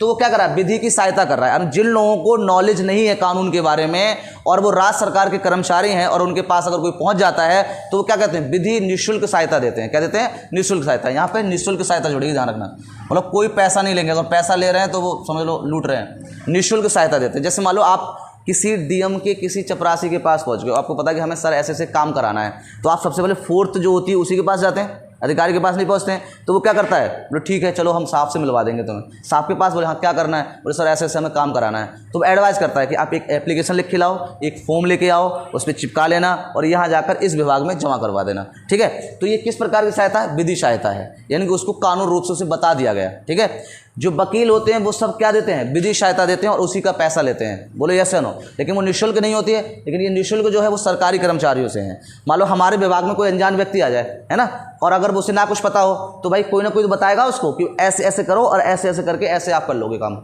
ठीक है। नहीं मान लो गन्ना देखो, गन्ना पड़ता है, गन्ना फन्ना पड़ता है, लोगों किसानों नहीं पता होता है, तो लोग एडवाइस करते हैं उसको, ठीक है। एडवाइजरी विभाग भी अलग अलग होते हैं कि आप एडवाइस ले सकते हो। हम लोग रेलवे में भी जाते हैं तो पूछताछ केंद्र अलग बैठा होता है, तो वो सब क्या है, यही तो है कि आप पूछने के पैसे लेता है रेलवे, नहीं लेता ना। भाई ये पूछा ये कहाँ से कहाँ ट्रेन जाएगी, तो कहेगा 500 रुपये निकाल, ठीक है, ऐसा होता है, नहीं होगा ना। तो फ्री एडवाइस देते हैं। तो ऐसे जो होते हैं वो किस में रखे गए हैं, आपके 39 काम में रखे गए हैं। एक तरफ समानता का अधिकार बता दिया उन्होंने, और एक तरफ बता दिया है कि समान न्याय दिया जाएगा और उनके लिए निःशुल्क क्या दी जाएगी, विधि की सहायता दी जाएगी, यानी कि उसमें विधि की अगर सहायता देते हैं तो वो क्या होगा, आपका निःशुल्क होगा। लेकिन ये भी डिपेंड करेगी किस पे, राज्य सरकार की, वो देना चाहे ना देना चाहे उस पर आप कोई भी इंटरफेयर नहीं कर सकते, ठीक है। चलिए नेक्स्ट बात करते हैं। अब अनुच्छेद आता है कौन सा, 40, इंपॉर्टेंट रहेगा, अभी आया भी था इसमें एक क्वेश्चन। अनुच्छेद 40 सेकंड मीटिंग में आया था, पेपर में आया था। अनुच्छेद 40 पंचायती राज पूछा था, अनुच्छेद 40 अभी सेकंड मीटिंग में आया था, पैट में पूछा गया पंचायती राज कौन सा अनुच्छेद में रखा गया है, सही है। और जो उस टाइम है ये याद था, अरे जी पढ़ते रहते हैं ऐसे वैसे याद रहता है। इसमें चेंज होकर इसे 243 में पहुंचा दिया गया। पेपर हलवा था, जैसे हलवा कहते हैं हम लोग, ठीक है। तुम देखे नहीं आए थे, फर्स्ट वाला था वो सेकंड, फर्स्ट तो और हलवा था। देखिए जब ध्यान देते हैं तो अब अगर आ जाए कि अनुच्छेद 40 में क्या, तो देखो ग्राम पंचायत है, क्या रखी गई है इसमें, ग्राम पंचायत। आपके टॉपिक में है ये आपके एसआई में टॉपिक है ग्राम पंचायत पूरा, बिल्कुल अलग से पढ़ाएंगे इसको। अनुच्छेद 40 अभी नहीं बता देंगे, ये उठाकर 243 में संशोधन द्वारा पहुंचा दिया गया है पूरा, है ना, पूरी प्रक्रिया उसकी जो है यहाँ पर आपको ध्यान रखना। लेकिन हमेशा अगर ग्राम पंचायत के बारे में पूछता है डायरेक्ट कौन सा अनुच्छेद रखा गया है, तब आप बताएंगे कौन सा 40। किसका पार्ट है ये, नीति निर्देशक तत्व का है। किसका है, नीति। इस बात पर भाई साहब बहस हो गई, किन लोगों में, गांधी जी और अंबेडकर साहब में।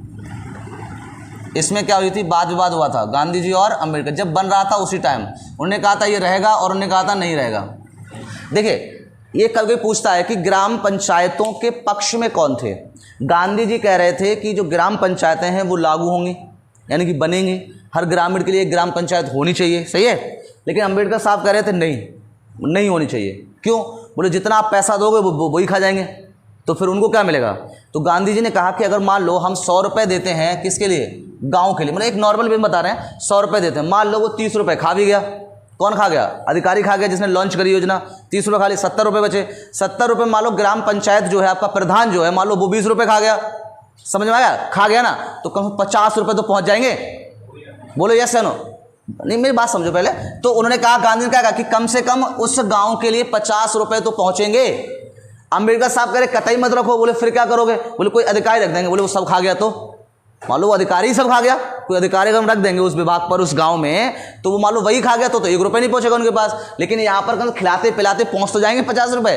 तो गांधी जी क्या कह रहे थे, बोले ग्राम पंचायतें होनी चाहिए, और अंबेडकर साहब क्या कह रहे थे, ग्राम पंचायतें नहीं होनी चाहिए। इनको लेकर क्या हो गया, इनमें विवाद हो गया। एक मास आ गए हमारे कौन बीच में, बोले क्यों लड़े पड़े हैं दोनों, ऐसा होता ना कभी आपस कोई लड़ रहा हो, तीसरा आया था, क्या हुआ भाई साहब क्यों लड़ रहे हो। आ गए कौन, राजेंद्र प्रसाद। राजेंद्र प्रसाद ने क्या कहा, बोलो क्या कहा, भाई गांधी जी ये कह रहे थे कि लागू होना चाहिए, भाई सब में ग्राम पंचायतें होनी चाहिए, लेकिन उन्होंने कहा क्यों लड़ रहे हो। अंबेडकर साहब बोले देखो हम ये कह रहे हैं कि ग्राम पंचायतें मत रखो, ये भ्रष्टाचार को बढ़ावा दे रहे हैं। गांधी जी बोले देखो ये मूर्ख व्यक्ति है, इसे कुछ पता नहीं है, हम ग्राम पंचायतें रखवाएंगे जरूर, ग्राम पंचायतें होनी चाहिए। राजेंद्र प्रसाद बहुत होशियार थे, बोले ऐसे नहीं बचेंगे ये, है ना, बोले लड़ जाएंगे अभी और सर पर फोड़ डालेंगे एक दूसरे का, सही। और फोड़ डाला तो बता सब कानून लागू हो गए, ठीक है। उन्हें ऐसा करो, कोई बात नहीं, इसको ऐसा करो उठाकर ना नीति निर्देशक तत्व में फेंक दो। किसको, ग्राम पंचायतों को। जिसका मन होगा वो लागू कर लेगा और जिसका मन होगा वो लागू नहीं करेगा। तुम्हें क्या फर्क पड़ता है भाई, कानूनी अधिकार बनाओ ही मत इसे, मेरी बात सुन रही, यानी कि इसको मूल अधिकार मत बनाओ कि भाई हर में होनी चाहिए, या किसी राज्य सरकार पर हम प्रेशराइज करेंगे कि आप पंचायत लागू करो ही करो। भाई जिसको आवश्यकता लगेगी पंचायत ग्राम पंचायत बनाने के लिए वो बना लेगा। भाई नीति निर्देशक तो क्या कहता है कि आप फ्री हो, करना चाहो कर लो, नहीं करना चाहो मत कर लो। हम आपको सिर्फ एडवाइस कर सकते हैं कि भाई ग्राम पंचायत रखो, लेकिन आप सोचते हो कि हम नहीं रख पाएंगे, वालों कोई राज्य नहीं रखते, सही है, और कुछ क्या करते हैं रख लेते हैं। तो उन्होंने सीधे कह दिया राजेंद्र प्रसाद ने, बोले ऐसा करो लड़ो मत, इसको कहाँ डाल दो, नीति निर्देशक तत्व में डाल दो। जिनका मन होगा वो ग्राम पंचायत रख लेगा और जिनका मन नहीं होगा वो नहीं रखेगा।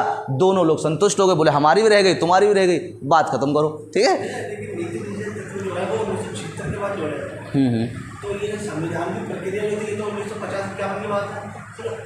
उन्हें संशोधन हुआ है, आप समझ आए, एक प्रोफार्मा तैयार कर दिया गया था, बट उसमें संशोधन के द्वारा उसमें क्या जो फिर से जोड़ा गया है, वो मतलब उनमें संशोधन स्टार्ट हुए हैं। जैसे मान लो एक प्रारूप तैयार कर दिया, मतलब जब संविधान बना था तभी उस टाइम प्रोफार्मा तैयार कर दिया गया था। हाँ भाई, आयरलैंड से उसी टाइम ले लिए गए थे, लेकिन जब ये लागू करे गए हैं ना, मेरी बात समझो, पहले मान लो कोई चीज़ बना के तैयार कर दी तो उस टाइम पे लागू नहीं करा उन्होंने, सिर्फ मूल अधिकार लागू हुए थे उस टाइम पे, नीति निधि तत्व लागू नहीं हुए थे। लेकिन 42वां संशोधन जब हुआ, जब भाई हमारा देश सक्षम हो गया थोड़ा सा, तो उन्हें लगा कि अब नीति निधि तत्वों को एक एक करके लागू करना चाहिए। लागू करने के लिए रोका ही था कि आर्थिक स्थिति अच्छी नहीं। हाँ बस, वरना तो उसी टाइम, अगर एक बात मान लो भाई, इसमें फ्रीडम है, इसमें क्या है, आपका फ्रीडम है कि राज्य सरकार शराब बेचे धड़ल्ले से कोई बात नहीं है ना, आदमी ड्रग्स कलेक्ट करने दो, सही है, आप नहीं रोक सकते हो, इंटरफेयर नहीं सकते। सरकार चाहे कतई और टैक्स लगा दे शराब पे, एक दुकान खुलवाती फिर 4 दुकानें खुलवा दे, कोई मतलब नहीं है। लेकिन वहाँ पर अर्थव्यवस्था इतनी अच्छी हमारी नहीं थी कि हम ना निःशुल्क शिक्षा दे सकते थे, ना निःशुल्क स्वास्थ्य दे सकते थे, सही है। और उस टाइम पर रोकना बहुत ज़रूरी था, क्योंकि मान लो किसी को दे दिया, किसी राज्य सरकार ने लागू कर लिया और किसी ने नहीं किया, तो आप उस पर प्रेशर करोगे, और प्रेशर करो मतलब बनती हुई बात को बिगाड़ दोगे। उस टाइम तो वैसे दंगे बहुत चल रहे थे, वहाँ पर एक चीज़ लागू कर, जैसे मान लो 3 तलाक का मुद्दा है, वो भी इसमें है, 3 तलाक का मुद्दा भी इसी के अंदर है, और मूल अधिकार में ही पहुँचा दिया उसको, समझ में ना। अब मान लो वहाँ पे कहते हैं कि जो, जैसे मान लो हिंदू में एक शादी करते हैं लोग, है ना, और जब तक एक रहेगी तब तक आप शादी दूसरी नहीं कर सकते हो। मुस्लिम में क्या होता है, आपको बताओगे ये बात, कि एक शादी कर ली, वैसे वहाँ पे कंडीशन होती है, बट कुछ लोगों ने फ़ायदे के लिए अपना बना लिया। वहाँ पे कंडीशन होती है कि अगर पहली बीवी के बच्चा ना हो, है ना, कोई प्रॉब्लम हो जाए या उसकी डेथ हो जाए, तो फिर दूसरी शादी कर सकता है वो। लेकिन वहाँ पर उल्टा कर लिया कि एक है, तलाक मार दी, दूसरी रख ली, ऐसे करके। अब मान लो वहाँ पे ये कह देते नहीं आप एक ही शादी करोगे और दूसरी शादी नहीं कर सकते, ये कानून के विपक्ष होगा, मतलब दंगे तो और चल रहे थे, बोला और बढ़ जाते, समझ में आया। तो इसलिए वहाँ पर तैयार कर दिया गया था ये। लेकिन जितने भी ये काखा पढ़ोगे आप, ये संशोधन द्वारा जोड़े गए, जबकि वो दोबारा संशोधन हो रहा है उन सब में दोबारा से। तो अब उनको लागू करने की जब बात आई थी, जब हम लोग सक्षम हो गए, तो कौन सा संविधान संशोधन चल रहा था, 42वां। तो 42वें संविधान संशोधन 1976 के तहत इनको लागू करना स्टार्ट कर दिया भाई। जैसे मान लो पहले निःशुल्क शिक्षा उठा ली, है ना, स्वास्थ्य उठा लिया, ऐसे करके तब लागू करना स्टार्ट कर दिया। पंचायतें उठा ली, बोले पंचायतें अब लागू होंगी, ठीक है, तो करा गया था। बन तो पहले ही गए थे, ये तैयार तो पहले भी थे भाई। 2 ही हमारे विजन बनाए गए थे, एक पहला मूल अधिकार और दूसरा नीति तत्व।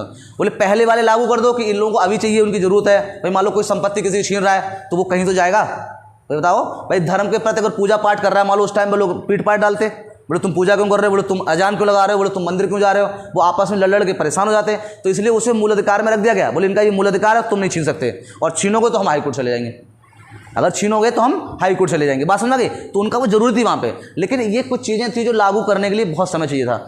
जैसे तैसे तो अखंड भारत बना मिला। मान लो हम लागू कर देते कि भाई ये चीज़ ऐसी वहाँ पर नहीं होगी, या फिर आप वहाँ पर जाके लागू करो, तो वो क्या कहते, तो अभी से गुलाम बना रहे। सिक्किम तो पहले ही भाग जाता भाई, सिक्किम तो पहले ही भाग जाता, वो तो अंदर आने से पहले ही भाग लेता, बोले तो हम पे अप्लाई कर रहे हैं। जबकि हमारे यहाँ क्या है, अतिथि देवो भव, आप आओ, आपकी मर्जी, करो मत करो तो मत करो। कोई राज्य सरकार पर प्रेशर नहीं होता, ध्यान रखना।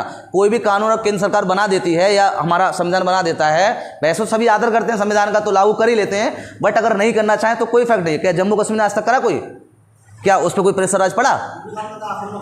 हाँ, सबसे लास्ट में करेगा, देखो अब तुम्हें पता चीज, बस। तो इसीलिए उस टाइम पर शांति बनी रहे, इसके लिए इनको लागू नहीं किया गया था, इनको बाद में लागू करा गया है। और ये राज्य सरकार अपने काम खुद कर सकते हैं, कोई इंटरफेयर नहीं करेगा, ना जनता कर सकती, कोई बात नहीं कर सकता है। जैसे अभी बच्चे लड़ रहे हैं, अगर वो हाई कोर्ट जाना चाहे नहीं जा सकते, जाएंगे तो वो भगा देगा वो हाई कोर्ट, बोले चलो भागो यहाँ से, वो राज्य सरकार का मैटर वही देखेगा। समझ में आ रही बात? ठीक, बताओ कोई दिक्कत? तो संशोधन जब हुआ तब से लागू होने स्टार्ट हो गए, ठीक है। तो इसलिए आगे कौन से संशोधन द्वारा इसे लागू करा गया है, बन के तैयार पहले हो गए थे, ठीक है। चले यहाँ तक समझ में आ गया? पहले ये बताओ तो ग्राम पंचायतें किसमें है, ध्यान रखना। तो इसको रीजन आता है कि ग्राम पंचायत तो बड़ा अच्छा टॉपिक है सर, लेकिन फिर इसको नीति निर्देशक तत्वों में क्यों डाल दिया गया? जो देखो 36 से 51 के तहत जो भी वर्ड आएंगे उन सब पे अधिकार राज्य सरकार का होगा, किसी और का नहीं होगा। उसकी मर्जी होगी तो वो करेगा, नहीं मर्जी होगी तो नहीं करेगा, चाहे आप कितने परेशान हो रहे हो, ठीक है। तो इसको कहाँ डाल दिया गया? अनुच्छेद 40 में। लेकिन बाद में इसकी जरूरत पड़ गई, बोले अब तो भाई थोड़ा सा ज़रूरत है, वर्क करना पड़ेगा, क्योंकि अगर गांव की दिशाओं को सुधारना है तो वहाँ पे कुछ ना कुछ तो रखनी पड़ेगी। तो उसके लिए बाद में इसको कानूनी अधिकार बना देंगे, ये संशोधन करके 273 में पहुँचा देंगे, और वहीं पर हम लोग सब पढ़ेंगे, प्रधान, न्यायपालिका, उसकी छोटी छोटी चीज़ें सब वहीं पढ़ेंगे जाके पूरा, ठीक है। लेकिन यहाँ पर रखा ये किस में गया है? 40 में। बात समझ में आ रही है यहाँ तक? कोई दिक्कत? तो ग्राम पंचायत समझ में आ गई होगी किस में रखा गया, तो आप किस में बता देंगे? ग्राम पंचायत बताओ किस में रखा गया है? हाँ, पूछेगा कि ग्राम पंचायत, यहां से क्वेश्चन आया हुआ है, ग्राम पंचायत लागू करने वाला सबसे पहले पंचायती राज कौन था? मतलब पहले ग्राम पंचायत जो लागू की थी, तो देखो राजस्थान। राजस्थान से सबसे पहले अपने राज्य में क्या करा था? ग्राम पंचायत लागू की थी। ग्राम पंचायत। ठीक है, पहला अगर पूछेगा कि ग्राम पंचायत लागू करने वाला कौन सा राज्य था तो आप कहोगे कब किया था इसने। देखो 2 अक्टूबर। गांधी जी का जन्म कब हुआ था? गांधी जी का जन्म 1969 में, 59 में, 1869 में,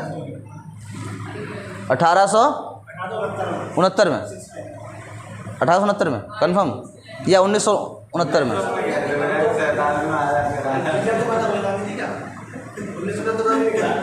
देखिए इन्होंने जो लागू किया था वो कब किया था? 1959 में ग्राम पंचायत। लेकिन 2 अक्टूबर इसलिए गया था क्योंकि गांधी जी का जन्म 2 अक्टूबर वाले दिन हुआ था। लेकिन डेट हमारी जो रहेगी ना उसकी लागू करने की वो 1959, 69 में हुआ था 1800। सही है। तो ध्यान रखना राजस्थान ने कब लागू किया था? 2 अक्टूबर 1959 में लागू कर दिया अपना ग्राम पंचायत। सबसे पहले उसी ने अपनाया था। बोलो कोई मत अपनाए, हम इसका स्वागत करते हैं। यानी कि गांधीवादी के चल रहे थे। ग्राम पंचायत जहाँ लागू हो रहे थे गांधी जी बहुत खुश हो रहे थे। अम्बेडकर साहब बेचारे परेशान हो रहे थे, बोल लो ये पहले राजस्थान वाले टपक गए आगे। ठीक है, समझ में आया? तो इसी अनुच्छेद को गांधीवादी अनुच्छेद कहा जाता है। क्या कहा जाता है? गांधीवादी। क्योंकि गांधी जी किसके उसमें थे? पक्ष में थे, ग्राम पंचायतों के। गांधी जी किसके पक्ष में? ग्राम। अब यहीं से क्वेश्चन बड़े आराम से आपसे निकाल लिया जाता है,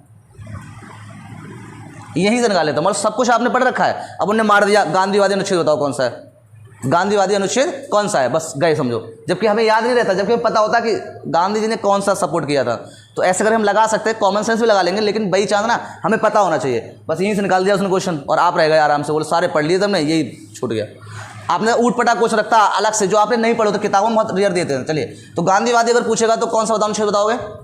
समाजवादी पूछेगा तो समाज में जिसकी बात करी गई हो तो कौन सा है वो? 38। कौन सा है? 38। यहाँ तक बात समझ में आ गई? क्लियर हो गई? ये बताओ पहले। तो ग्राम पंचायत किस में रखेंगे? अनुच्छेद 40 में। कौन सपोर्ट करता था इसका? तो गांधी जी करते थे। इसलिए राजस्थान ने क्या करा? पहला लागू करा। अब राज्य में भी कहीं पर लागू करा गया होगा, किसी गाँव फाँव में। बताओ कहाँ किया था? राजस्थान में कौन से गाँव में किया था? नागौर में। अरे अब बहुत याद आ गया। वो नागौर था, वहाँ पर किया गया था। किस में किया गया था? नागौर में किया गया था। ध्यान रखना। यहाँ तक किसी कोई दिक्कत? ये बताइए जल्दी बताओ फटाफट, कोई दिक्कत? अब पूछेगा कि अनुच्छेद 40 में संशोधन कौन सा हुआ था, तो ध्यान रखना एक संशोधन हो गया है अभी आपका,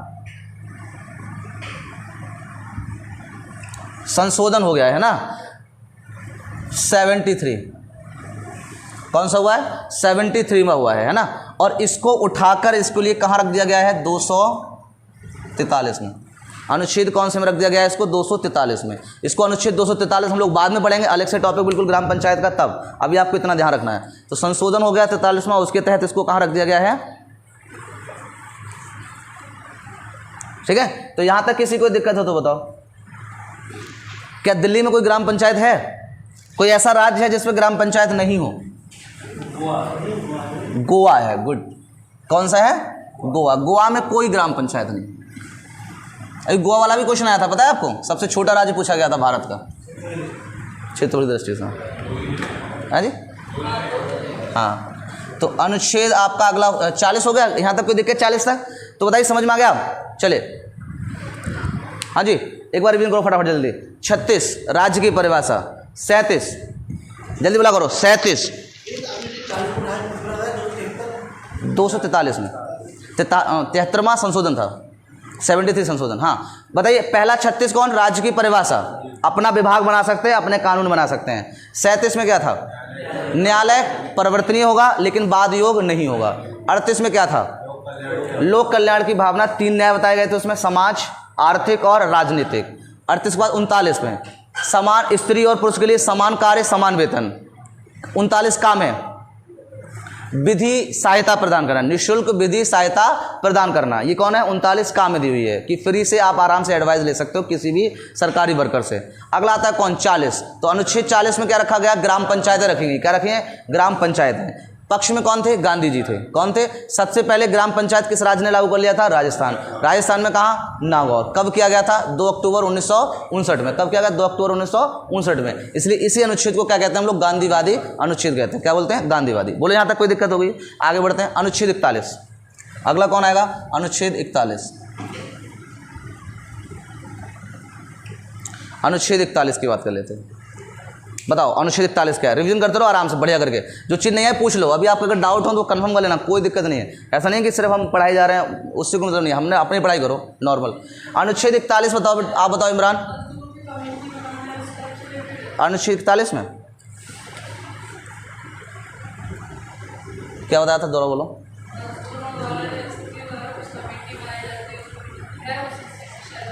समूह तो नहीं बता रहे हो कहीं, लिख लो चलो, कोई तरीका समझाएगा लोगों। कुछ दशाओं में सरकारी सहायता,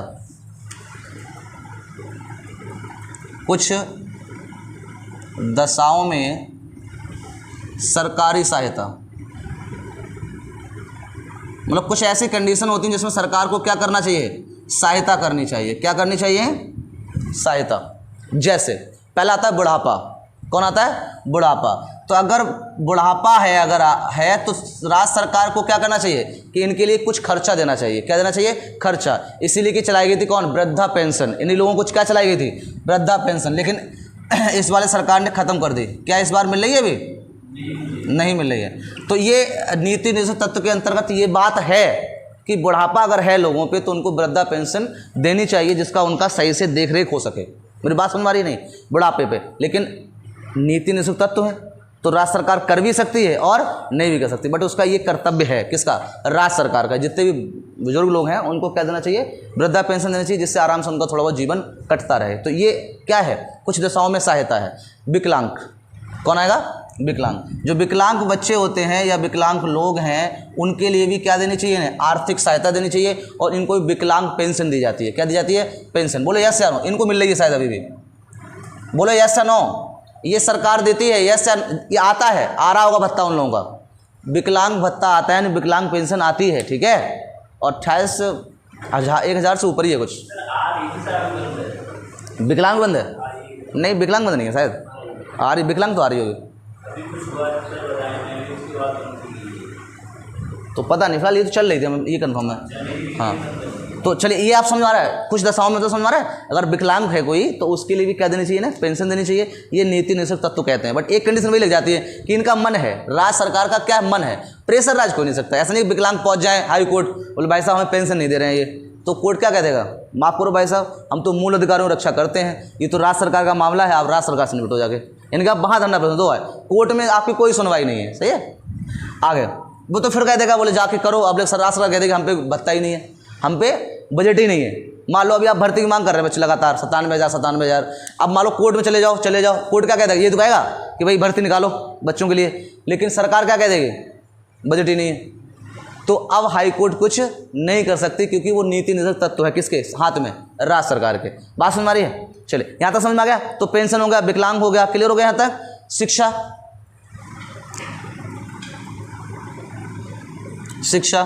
और इस शिक्षा में निःशुल्क शिक्षा नहीं आएगी, प्रौढ़ शिक्षा आएगी। अभी बीच में एक कार्यक्रम चला भी था, अगर आपको याद आ रहा हो, तो प्रौढ़ शिक्षा का चला था। जो लोग अनपढ़ हैं उनको क्या करा जाए, प्रौढ़ शिक्षा, उनको क्या पढ़ाया जाए। राजस्थान में बहुत चला था ये। जैसे महिलाएं हैं घरेलू उसमें फंसी रहती हैं, बट वो पढ़ना चाहती थी, तो उनके लिए रात्रि में क्लास लगाए जाते थे। क्या लगाए जाते थे, रात में क्लास। तो प्रौढ़ शिक्षा का प्रबंध भी कौन करेगी, राज्य सरकार करेगी। अब तो सब शिक्षित लगातार होते चले जा रहे हैं, पीछे वाले जनरेशन कम होती चली जा रही है। तो जो आपका वैसे हैं शिक्षक नहीं है, शिक्षित नहीं है ना, उनका अनुपात कम हो रहा है लगातार। अब शिक्षितों का अनुपात बढ़ रहा है, ठीक है। तो पहले क्या था, ज़्यादा था, बीच में क्या था, ज़्यादा था। जब हम लोग शायद 1990-99 के उधर तरफ थे ना, तो वहाँ पर पढ़े लिखों का अनुपात कम था और अशिक्षितों का ज़्यादा था। तो उनके लिए ये तो पहले ही बना दिया गया था ना, तो उसमें ये बात लिख दी गई थी कि अगर कोई पढ़ना चाहता है, 18 साल से ऊपर है, मतलब 35 का है, 30 का है, 37 का, वो पढ़ना चाहे तो वो पढ़ सकता है। अगर एक 60 साल का बुढ़ा आकर विद्यालय में पढ़ने लगे तो आप उसको रोक नहीं सकते, क्योंकि उसका क्या है, ये नीति निर्देशक तत्व है। समझ में आ रहा है भाई, राज्य सरकार को तो अथॉरिटी है, वो तो कह देगी पढ़ने दो, तो क्या रोक लेंगे आप। 35 साल का बच्चा आपके बीच आके बैठ जाए यहाँ पर, तो क्या आप रोक लेंगे, नहीं। तो वो किस में है, प्रौढ़ शिक्षा। ये भी किसके अधिकार में रहती है, सरकार के। तो अलग से एक प्रोग्राम चला भी था, इसका नाम देखो हम बोल रहे हैं अभी, तो उसमें राजस्थान में बहुत चला था, ये ज़्यादा चला था, मतलब पहले वही लागू किया था उसी ने। यहाँ तक कोई दिक्कत बताइए। बीमारी, अगर अचानक कोई बीमारी आ जाती है, कोई बात आ जाती है, जैसे अभी वायरस फैल गया था, याद है, वायरस फैल गया था, तो ये भी किसके अधिकार में? राज्य सरकार का। यानी कि उन लोगों को बचाने की जो जिम्मेदारी है, अपने राज्य के लोगों को बचाने की जिम्मेदारी है, वो किसकी है? राज्य सरकार की है। तो बाद में राज्य सरकार दे देगी। हाँ ठीक है, तो बात सुन रही यहाँ तक। देखो दो कंडीशन होती है। केंद्र सरकार अपना एक अलग मुद्दा लेता है, जैसे मान लो सिर्फ बीमारी उत्तर प्रदेश में फैली, सिर्फ बीमारी किस में फैली? उत्तर प्रदेश में कोई वायरस फैल गया और कहीं नहीं गया, तो किसका अधिकार है? ये राज्य सरकार का है। पूरे भारत में फैल गई तो किसका अधिकार है? केंद्र सरकार का। पूरे भारत में फैल गई तो फिर कौन हैंडल करेगा? केंद्र सरकार। लेकिन आपके वहीं फैल गई, कभी छोटी छोटी बीमारियां फैल जाती हैं लगातार, वायरस कहता वायरल चल रहा है, वायरल चल रहा है, तो वो राज्य सरकार देखती है कि उसका टीकाकरण क्या है, क्या दिक्कत आ रही है, क्यों मर रहे हैं ये लोग, समझ में आया? तो वो सब कौन करेगी? राज्य सरकार करेगी। और ये सब अधिकार आपका क्या है? नीति तत्व में। लेकिन कंडीशन नहीं है, उसका मन है तो करेगी, और नहीं तो सब मर जाओ, कोई फर्क नहीं पड़ेगा। समझ में आ रही बात? मतलब उसका मन है भाई, राज्य सरकार, आप उस पर कोई फोर्स नहीं कर, नीति निर्देशक तत्व को लेकर आप कोई भी फोर्स नहीं कर सकते सरकार से कि हमें चाहिए ही चाहिए, नहीं है आपका। उनका मन है तो वो दे देंगे, नहीं मन है तो नहीं देंगे। तो कितने लोगों की बात समझ में आ गई? हो गया क्लियर? तो कुछ दशाओं में सरकारी सहायता मिलनी चाहिए, तो कौन सा अनुच्छेद में है? 41 में है, ठीक है। पहला कौन? बुढ़ापा पेंशन देना चाहिए, विकलांग को पेंशन देनी चाहिए, शिक्षा प्रौढ़ शिक्षा पे बढ़ावा देना चाहिए, दे सकती है, कर भी सकती है। और बीमारी को लेकर क्या होना चाहिए? उसे अलर्ट होना चाहिए, यानी कि बीमारों को लेकर भी कौन देखेगी? राज्य सरकार देखेगी। तो यहाँ तो कोई दिक्कत नहीं, बताओ पहले। अब डालो अनुच्छेद 42, बहुत इंपॉर्टेंट रहेगा, ज़्यादा इंपॉर्टेंट है ये वाला। कुछ चीज़ें आपको नॉर्मल पूछता है, कभी बहुत ज़्यादा अच्छी पूछ लेता है। चलिए 42 में बताओ, इमरान बताओ 42 में क्या है? अनुच्छेद 42 इंपॉर्टेंट है। नहीं, पर्यावरण इसमें नहीं आएगा, वो तो 48 में है। 42 में दो ना, कोई बात नहीं, लिखो न्याय संगत। कोई भी अगर काम है वो न्याय संगत होना चाहिए। पहले लिख लो फिर समझाते हैं। न्याय संगत, मनोचित दशा, मनोचित दशा, मनोचित दशा, ठीक है।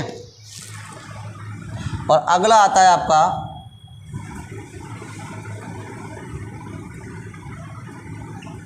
प्रसूत सहायता। ये 3 आएंगे इसके अंतर्गत, प्रसूत सहायता, ठीक है। अब देखो समझो, यहाँ पे पहले आता है न्याय संगत और मनोचित दशा। जैसे मान लो कोई राज्य सरकार का कोई कर्मचारी है और वो वर्क कर रहा है, ठीक है। अब मान लो वो बीमार पड़ गया, क्या पड़ गया? बीमार पड़ गया। मान लो जैसे ज़्यादातर ना ये रेलवे फेलवे होता है ना, उनमें दिक्कत होती है। जैसे मान लो कोई वर्कर है डी ग्रुप का, रेल की पटरियाँ पकड़ता है, अब उसमें महिलाएं भर्ती हो जाती हैं। अब तो डी ग्रुप में अब तो महिलाएं भी हैं, लड़कियां भी हैं, मतलब। अब मान लो किसी भी व्यक्ति का स्वास्थ्य खराब हो गया, अब वो इतना कमज़ोर हो गया कि उस पर वो वर्क नहीं हो सकता, तो ये सरकार की ये होनी चाहिए कि उसकी क्या देखनी चाहिए? मनोदशा देखनी चाहिए कि वो किस मेंटल के रूप में कार्य कर सकता है। अब मान लो उससे पत्थर डलवाओ, पतला वो लुढ़क गया, ठीक है, जबकि सैलरी उसकी वही रहेगी, लेकिन उसको ऐसा वर्क दे दो जैसे मान लो बैठ के कोई कार्य करता रहे, है ना, कोई चीज़ें पत्थर या वो भरता रहे, समझ में आया? तो वो उसकी क्या है, कोई बीमार पड़ गया तो उसकी मनोदशा को देखते हुए क्या करना चाहिए आपको? राज्य सरकार को क्या करना चाहिए? वही काम करवाना चाहिए। क्या करना चाहिए? काम कराना चाहिए। नहीं बात सुन भाई, कोई भी मनोदशा, जैसे मान लो कोई बीमार पड़ गया, कोई दिक्कत, जैसे अब स्त्रियों के लिए बहुत दिक्कत करता है। ये वाला देखो, ये वाला स्टेटमेंट आया प्रसूत वाला। मान लो भाई बेचारी परेशान है ज़्यादा और टाइमिंग है प्रसूत व्यवहार की उसकी, तो उसमें तो छुट्टी दी जाती है, तो इसलिए दी जाती है क्योंकि उनको क्या है? न्याय संगत देखना है, न्याय संगत देखना है। अब मान लो बीमार पड़ गया, कोई व्यक्ति बीमार पड़ गया, 3-4 महीने बीमार लगातार, बहुत पतला बेचारा हो गया, कमजोर हो गया, बट उसको ड्यूटी तो देनी है ना। तो ड्यूटी जब आता है तो ऐसा नहीं कि आपका जो उसका वर्क था, मान लो पत्थर डाला था उठा के, तो क्या आप उसी से पत्थर डलवाओगे? नहीं, क्या देखना है आपको? उसकी मनोदशा देखनी है। तो आप उसी बिहाफ पर उसको कार्य दे दो कोई दूसरा, ऐसा मत करो सब बैठा खिलाओ मत, बट कोई ऐसा सरल कार्य दे दो जो क्या हो? न्याय संगत हो, यानी कि उसके बिल्कुल बॉडी लैंग्वेज पर क्या बैठे? फिट बैठे। जब वो सही हो जाए तो आप दोबारा उसे वर्क भेज दो। बात सुना रही? तो ये भी जो कर्तव्य रहेगा वो कौन देता है? ये अनुच्छेद 42 देता है। और ये करेगा कौन? राज्य सरकार। लेकिन आप इसके फोर्स नहीं कर सकते। राज्य सरकार नहीं आप अपना काम करिए, तो फिर आपको करना पड़ेगा। लेकिन नीति में तत्व तो कहते हैं कि अगर किसी कोई बीमार पड़ जाए, कोई दिक्कत आ जाए, तो उसके लिए उसी के अनुसार कुछ टाइम के लिए क्या देना चाहिए? बोलो, वही कार्य कर देना चाहिए। जैसे मान लो स्त्री होती है, ठीक है, इसको 6 महीने पहले लीव मिल जाती है, 3 महीने पहले और 3 महीने बाद, यानी कि 6 महीने की लीव मिलती है, पुरुषित लीव कहलाते हैं उसको, है ना। लेकिन उसके साथ में उसके हस्बैंड को भी लीव मिलती है, अगर वो किसी जॉब में है, सरकारी जॉब में है, तो उसे 15 दिन पहले लीव मिलती है। 3 महीने पहले नहीं मिलेगी, 15 दिन पहले जब उसका जो मतलब बच्चा होने को होगा, बेबी होने को होगा, तो उसको मिलेगा। बताओ उसे क्यों मिलती है आप कहोगे?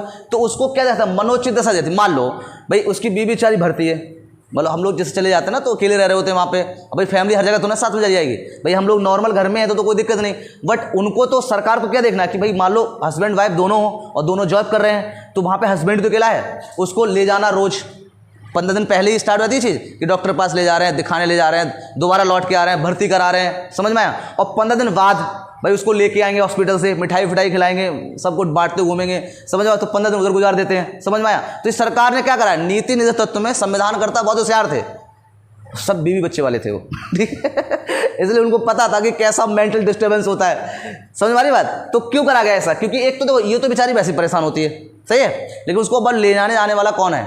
मान लो अब वो ये कहेंगे ना भाई साहब तुम ड्यूटी करो अपनी, अब बेचारा वो ड्यूटी करेगा तो क्या वो वर्क सही करेगा? सोच रहा होगा यार पता नहीं कोई दिक्कत ना हो, घर में बेचारी अकेली है, अब पता नहीं टैबलेट ली होगी नहीं ली होगी, है ना, कोई क्योंकि इस टाइम पे स्त्री की जो हालत होती है बहुत नाजुक होती है, और ज़्यादातर डेथें जो आपको देखने को मिली ना वो इसी टाइम पे मिली हैं। अगर आपने थोड़ी सी लापरवाही करी तो बेचारी चटाक से निकल जाती है वहाँ से, ठीक है। उसका नहीं हंसने वाली बात नहीं, ये दूसरा जन्म होता है उसका। जब जब बच्चे होते हैं स्त्रियों के तो समझो उसका वो दूसरा जन्म होता है, यानी कि वो एक जंग लड़के आई है, इमराज से पटाख से मिली, चटाक चली आई, समझ, ये बात सही होती है ना, ये बहुत कंडीशन खराब होती है उस टाइम पे। लेकिन वही बात है कि लोग सोचते नहीं, और फिर बच्चों फिर देखते हैं कि कुछ लोग तो ऐसे होते हैं कि मशीन ही समझ बैठते हैं, 14-15 मतलब ही नहीं होता उनको, तो ये थोड़ा देखा बात सुन रही है। तो 15 दिन पहले लीव दी जाए किसको? बात बताओ, हस्बैंड को दी जाती है। क्यों? मान लो उसका जब मेंटल डिस्टर्बेंस सही नहीं होगा, मानसिक दिशा ही सही नहीं होगी, तो वो क्या वर्क करेगा? उसको आराम ऑफिस में बैठा, बस उसका दिमाग वहीं चला हुआ घर पे ही, वो आराम करो। तो सरकार ने कहा ऐसा करो भैया, न्याय संगत करो, इसकी मनोदशा ठीक ठाक नहीं है, उसको भेज दो और 15 दिन पहले लीव दे दो और 15 दिन बाद तक दे दो, और बाद में इसको बुला लो अपने वर्क पे, और ये आराम से वर्क करेगा। फिर समझ में आ रहा है? आप समझ में आ गई चीज़? तो इसके लिए लीव पूछेगा आपसे, प्रसूति व्यवहार लीव कितनी होती है, तो लिख लो इसको, ये इंपॉर्टेंट रहा। मनोदशा ये तो समझ में आ गया वो नहीं, पहले ये बताओ जो चीज़ समझाई समझ में आ गई हो ना, लिखना तो लिख लेना आराम से, छोटे छोटे लिख लिया करो अपने बैठ के आराम से। प्रसूति व्यवहार लिख लो, इसमें लिखो कितनी लीव दी जाती है, लिखो 3 माह पहले और 3 माह बाद, मतलब जो बेबी होगा उसके 3 माह पहले छुट्टी दे दी जाएगी, है ना, 3 माह पहले दे दी जाएगी पहले, और 3 माह बाद में, मतलब 3 माह बाहर तक कहते हैं आप बच्चे के साथ खेलो, आराम से खुशियां मनाओ, ठीक है। ये इस तरह की लीव मिलती है, और इसमें बाकायदा सैलरी उनको मिलती रहती है, कोई काट नहीं सकता, ठीक है। कहते हैं आराम से 3 महीने पहले आप घर पे आराम करो, क्योंकि 3 महीने जो लास्ट के होते हैं वही सबसे खराब माने जाते हैं, उसी टाइम पे कुछ भी हो सकता है, ठीक है, प्रॉब्लम हो जाती हैं। और 3 महीने बाद तक आप आराम करो, रेस्ट करो, बच्चे के साथ खेलो, पहचान जाए आपको कि हमारी यही मम्मी है, ठीक है। उसके बाद फिर आ जाओ, आप आराम से नौकरी करो आगे, ठीक है। और पापा को भी दे देता है, बोले ऐसा करो भाई साहब तुम भी जाओ, ठीक है, देखभाल करो आराम से, पानी चाय फाय आराम से उनको पिलाओ, और 15 दिन बाद तक पिलाओ।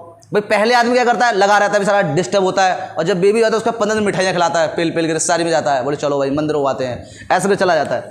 तो वो क्या काम है, अब यहीं पर ये तो आपकी स्त्री वाली हो गई। अब पुरुषों की बात करें, अगर जॉब में है तब, वैसे नहीं, जॉब में तब वैसे को तो छलवा ही होगा, तो घर पे कार कर ही लेगा, ठीक है। तो लिख लो पिता के लिए, मतलब बच्चे के पिता कह सकते हैं, हस्बैंड कह सकते हैं, हस्बैंड लिख लो।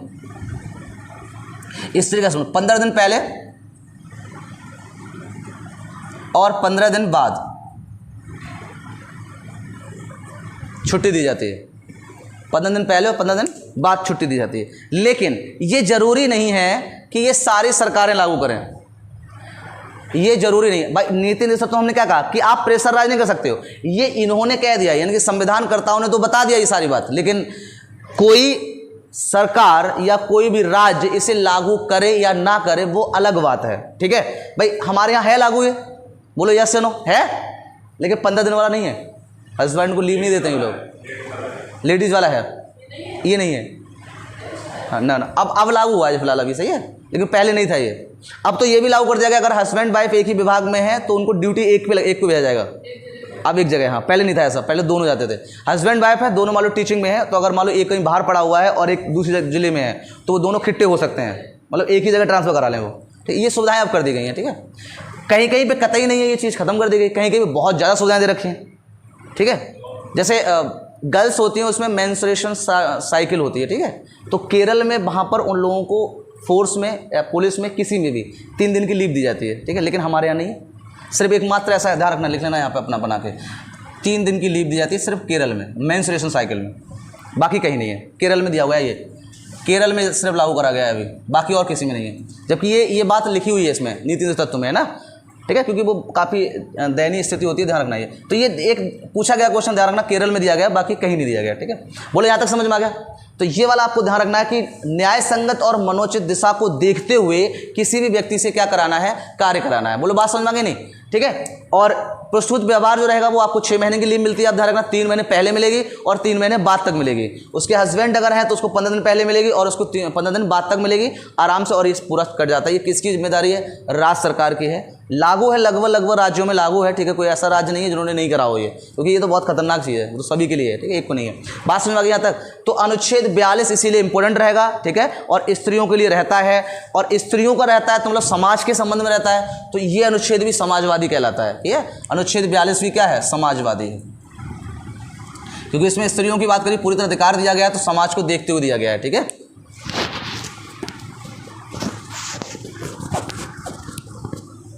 बोले यहाँ तक कोई दिक्कत होती है? यहाँ तक समझ में आ गया सारी बात ना? ये केरल वाला याद रखना, क्वेश्चन आया हुआ है, एक बार आराम से समझ लेना। अब आगे बढ़ते हैं, देखिए अब नेक्स्ट आता है आपका अनुच्छेद कौन सा? 42 हो गया, अब कौन सा आएगा? 43। चलो अब बताओ 43 कौन सा है? 43 की बात करते हैं, अनुच्छेद 43। देखिए अनुच्छेद 43 में बताओ क्या है, कौन सा है? कर्मकार, कर्मचारी है कहाँ से?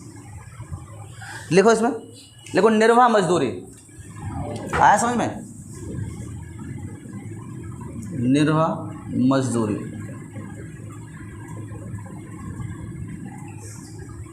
सही है। निर्वाह मजदूरी हमने आपको मूल अधिकार जब पढ़ाया था तो उसमें अनुच्छेद 23 पढ़ाया था। कौन पढ़ाया था? अनुच्छेद 23। उसमें क्या था कि आप बेगारी नहीं करा सकते। क्या नहीं करा सकते? बेगारी नहीं करा सकते। बेगारी मतलब आप फ्री में काम नहीं करा सकते, आपको सैलरी देनी पड़ेगी। वही यहाँ पर क्या कह रहे हैं, निर्वाह मजदूरी का मतलब जानते हो कि कम से कम उसको इतनी तो सैलरी दे दो जिससे वो अपना रोजगार चला सके, अपना परिवार को चला सके। दोबारा समझो।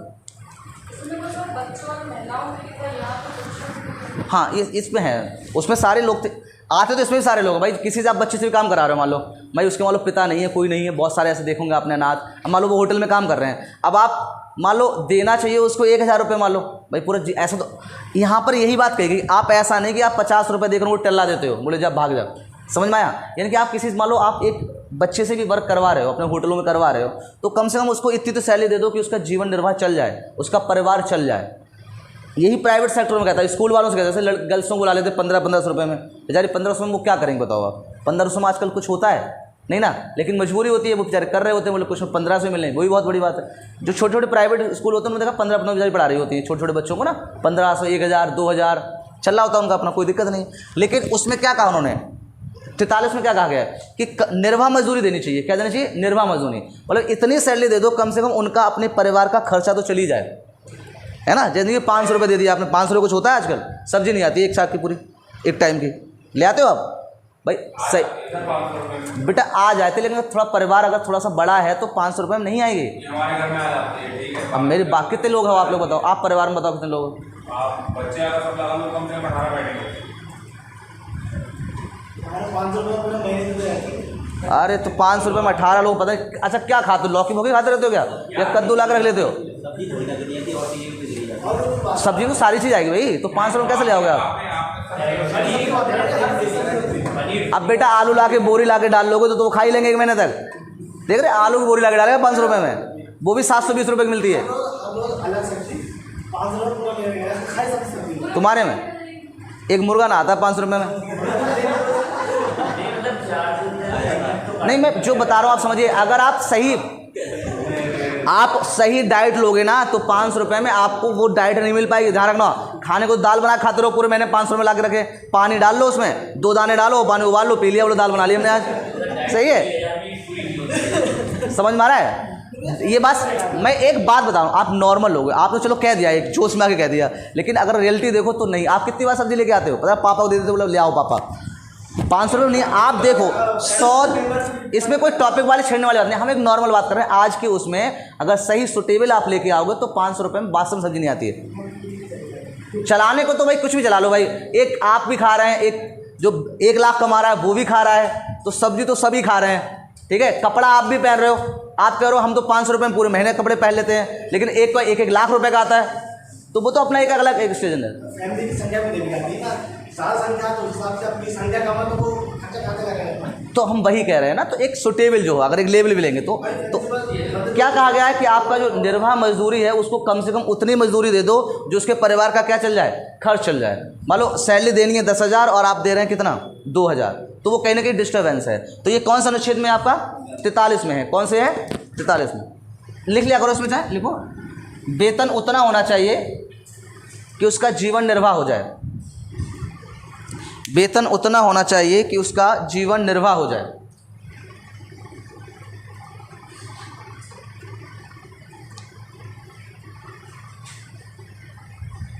ठीक है, देखिए आप कितने रिस्पेक्ट से ये कह रहा है कि भाई साहब सैलरी उतनी दे दो उसको कि कम से कम जीवन निर्वाह हो जाए, सही है। लेकिन ये कौन कह रही है, राज्य सरकार कह रही है। मतलब राज्य सरकार लागू कर सकती है, दे भी सकती है और नहीं दे सकती है, तो जहाँ तक उम्मीद है वो आपको दे सकती है ना, देती भी है राज्य सरकार, लेकिन कुछ लोगों का तो कतई डुबो देती है। जैसे भी शिक्षा मित्र उठा लो, उनको 10,000 सैलरी दी जा रही है, क्या आपको लगता है वो परिवार चला लेंगे 10,000 में? नहीं चलाएंगे ना, लेकिन आप कुछ कर सकते हो नहीं, क्यों? नीति निर्देशक तत्व के अंतर्गत आते हो। तो राज्य सरकार कह रही भैया हमारे पास इतना ही बजट है, हम इतने दे पाएंगे, सही है। सर उनके साथ ये भी तो है, गांव में हर साल हर सेशन में वो चेंज होना चाहिए, क्या चेंज होते हैं, हर साल शिक्षा में चेंज होनी चाहिए, गांव के अंदर जो लगते हैं क्या? हाँ, तो वो तो अब खत्म कर दिएगा, अब लगते ही कहाँ हैं। पहले कहाँ होते थे चेंज? नहीं अब तो लगते ही नहीं है, लेकिन इनका ये है कि रिन्यूअल इसको बोलते हैं। हाँ। गांव में आकर होने से क्या चेंज हुआ? ना फिर कैसे सैलरी मांग लो? नहीं, तो वही तो हम कह रहे हैं, नहीं मांग सकते आप, वैसे नहीं मांग सकते हो। अगर सरकार ने अब हाँ नीति निर्देशक तत्व के अनुसार देखा जाए तो आपके जो लगाए गए हैं, बुका नाम है, अरे अनुदेशक, तो क्या वो मांग सकते हैं? नहीं, फिर भी लगा देते हैं, गलत बात है। उन्होंने तो जब वो निकाला था तभी लिख के दिया था। साफ लिख के दिया था कि आप किसी कोर्ट नहीं जा सकते, आप कभी धरना नहीं दे सकते, आप बढ़ाने की बात नहीं कर सकते। सरकार चाहे तो बढ़ा सकती है और सरकार चाहे तो घटा सकती है, और आपको सरकार चाहे तो निकाल भी सकती है। साफ लिखा हुआ उस बात में।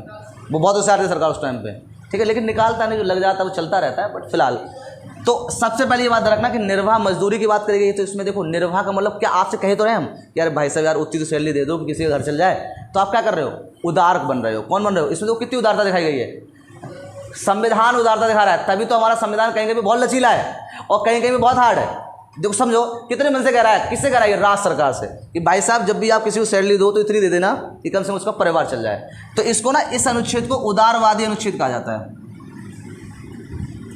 इसी अनुच्छेद को क्या कहा जाता है? उदारवादी। उदारवादी, ये इंपॉर्टेंट रहेंगे, ये पूछे गए क्वेश्चन है, उदारवादी। तो आपको समझ में आ गया। तो अनुच्छेद 43 में क्या रखा गया? निर्वाह मजदूरी रखी गई। निर्वाह मजदूरी क्या होती है कि किसी व्यक्ति को उतना पेमेंट दे दो जितना उसका घर का खर्चा चल जाए, सही है। अब कुछ खुरापात बैठे दिमाग लगा रहे होंगे, बोले ठीक है अब हम उनके सदस्य लिया करेंगे, 100 रुपये के हिसाब से उनको दे दिया करेंगे, बोले बेटा इतनी सैलरी ले, ठीक है 40,000 का पत्ता काट दो, ठीक है। अब सरकार है नहीं 50,000, हाँ बट अभी और बढ़ सकती है अभी, ठीक है। लेकिन बता रहा हूँ, अभी अतुल बहुत ध्यान सोच रहा था कितनी सैलरी देना चाहिए हमारे ड्राइवर को, 2 ही तो बच्चे हैं उसके, 500 1,000 1,500 रुपये काफ़ी हो जाएगी देखो बड़े आराम सोच रहा था बैठ के, ठीक है। लेकिन उसका भी भाई परिवार होता है, परिवार का लिए थोड़ा कि सिर्फ आप खाने को देते रहो, उसे कुछ बचत भी तो करनी है, ठीक है। चले, तो यहाँ तक समझ में आ गया होगा। अब इसमें भी एक संशोधन कर दिया गया भाई, जहाँ का जुड़े समझ जाओ। तो लोगों अनुच्छेद 43 का में क्या रखा गया? फिर 43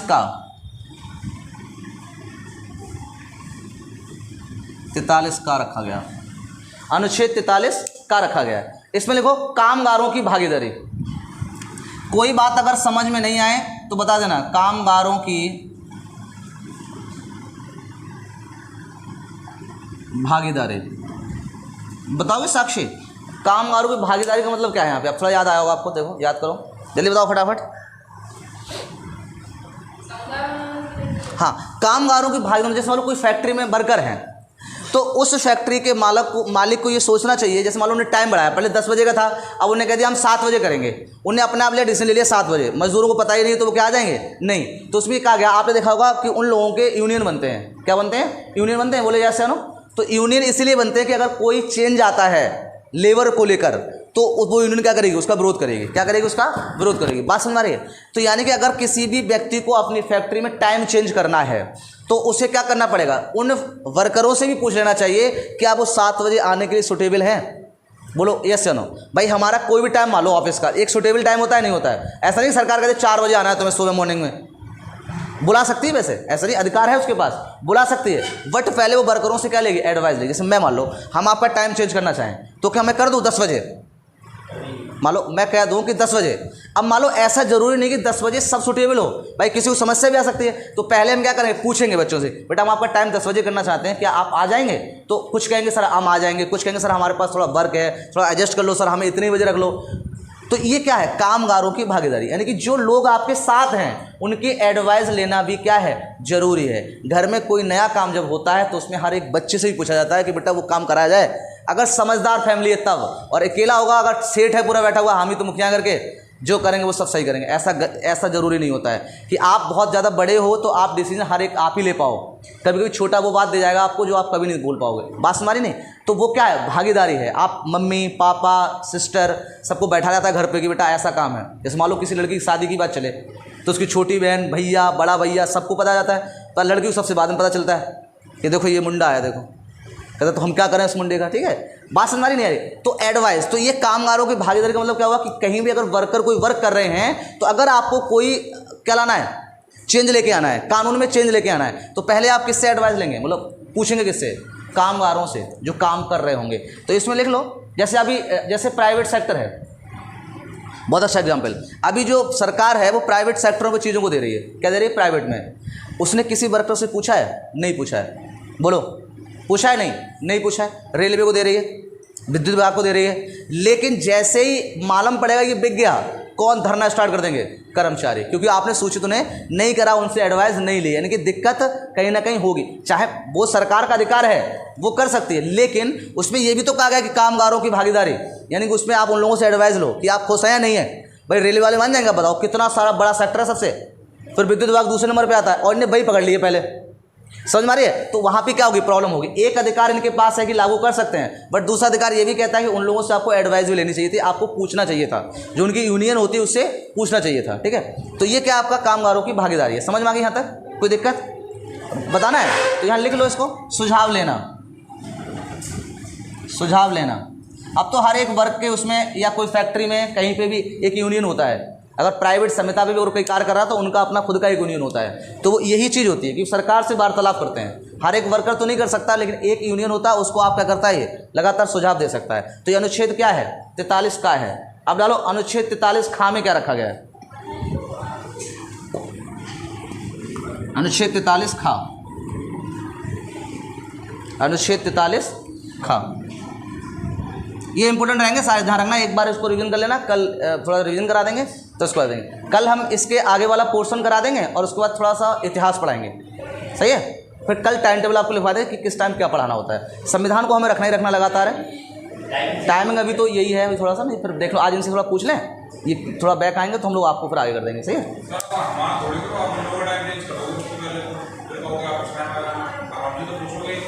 नहीं हम आपसे ही पूछेंगे, सही है बेटा, हमने पढ़ लिया है ये, सही है। अभी चलिए तो अनुच्छेद 43 खा पढ़ लेते हैं। अनुच्छेद, बहुत देर सोच रहा था कि आप बोले क्या, ठीक है। चलिए अनुच्छेद 43 तुम्ही से पूछेंगे, पहले ध्यान रखें आपसे।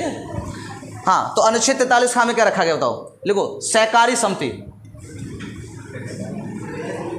सहकारी समिति। सहकारी समिति बैंक भी होती है, याद है, हाँ। तो सहकारी समिति रखी गई है, अनुच्छेद 43 खा में रखा है। जैसे हम लोग कोऑपरेटिव बोलते हैं ना, कोऑपरेटिव। हाँ, अब देखो इसमें क्या होता है, सहकारी समिति की जरूरत क्या पड़ती है। जैसे मान लो हर काम सरकार कर नहीं सकती, हर जगह वो अपने अधिकारियों को नहीं लगा सकती, तो वो अपने अपने एक समितियां बना देती है अलग अलग। जैसे बैंक है, ग्रामीण बैंक होती है ना, वो कोऑपरेटिव बैंक कहलाती है, देखा होगा।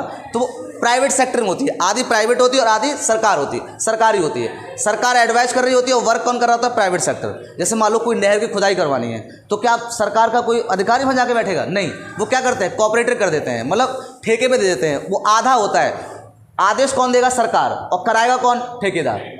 पीडब्ल्यूडी रोड बनाता है, क्या सरकार बनाती है आके? नहीं, क्या कहती है? कोऑपरेटिव को दे देती है। पीडब्ल्यूडी पे आता है, पीडब्ल्यूडी कहता है ठेकेदार को दे देता है कि भाई रोड बनाना है, इतना इतना बजट है और ये पास करना है। बात समझ रही है? तो वो कौन है जो काम करा रहा है? वो कौन है? कोऑपरेटिव है। तो इन्होंने ये इसमें दिया गया है कि 43 काम में क्या कहा गया? सहकारी समितियां बना दी किसने? सरकार ने। और वो काम करा सकते हैं, आप इसको नहीं रोक सकते हो। आप कहोगे नहीं वो सरकार को कराना चाहिए, ठेके पे दे दिया, बर्बाद कर दिया, कुछ नहीं। लेकिन वो सारे काम नहीं कर सकती सरकार। नहर खुदवानी है, सड़क बनवानी है ना। आपके ग्राम पंचायत में होता है, कुछ काम ऐसे होते हैं जो ठेके पे दिए जाते हैं विकास के लिए कि आप ऐसा काम करवाएंगे तो आपको इतना वो मिलेगा। समझ में आ रहा है? प्रधान भी होता है, वो भी कोऑपरेटर बना देता है। बोलो भाई एक नाली डलवाना हो, एक नाला डलवाना हो, उसने ठेके पे दे दिया, बोलो तुम इतना लोगे इतने दे दो, वो भी क्या है? कोऑपरेटिव है। तो ये सरकार क्या कर सकती है? सहकारी समिति बना सकती है। आपकी LIC क्या है? कोऑपरेटिव है। LIC क्या है? अर्ध सरकारी है, कोऑपरेटिव बोलते हैं, लिमिटेड बोलते हैं उसको। तो आधी सरकार के पक्ष में है, मतलब सरकार एडवाइज करेगी, वो यही नियम लागू करेगी।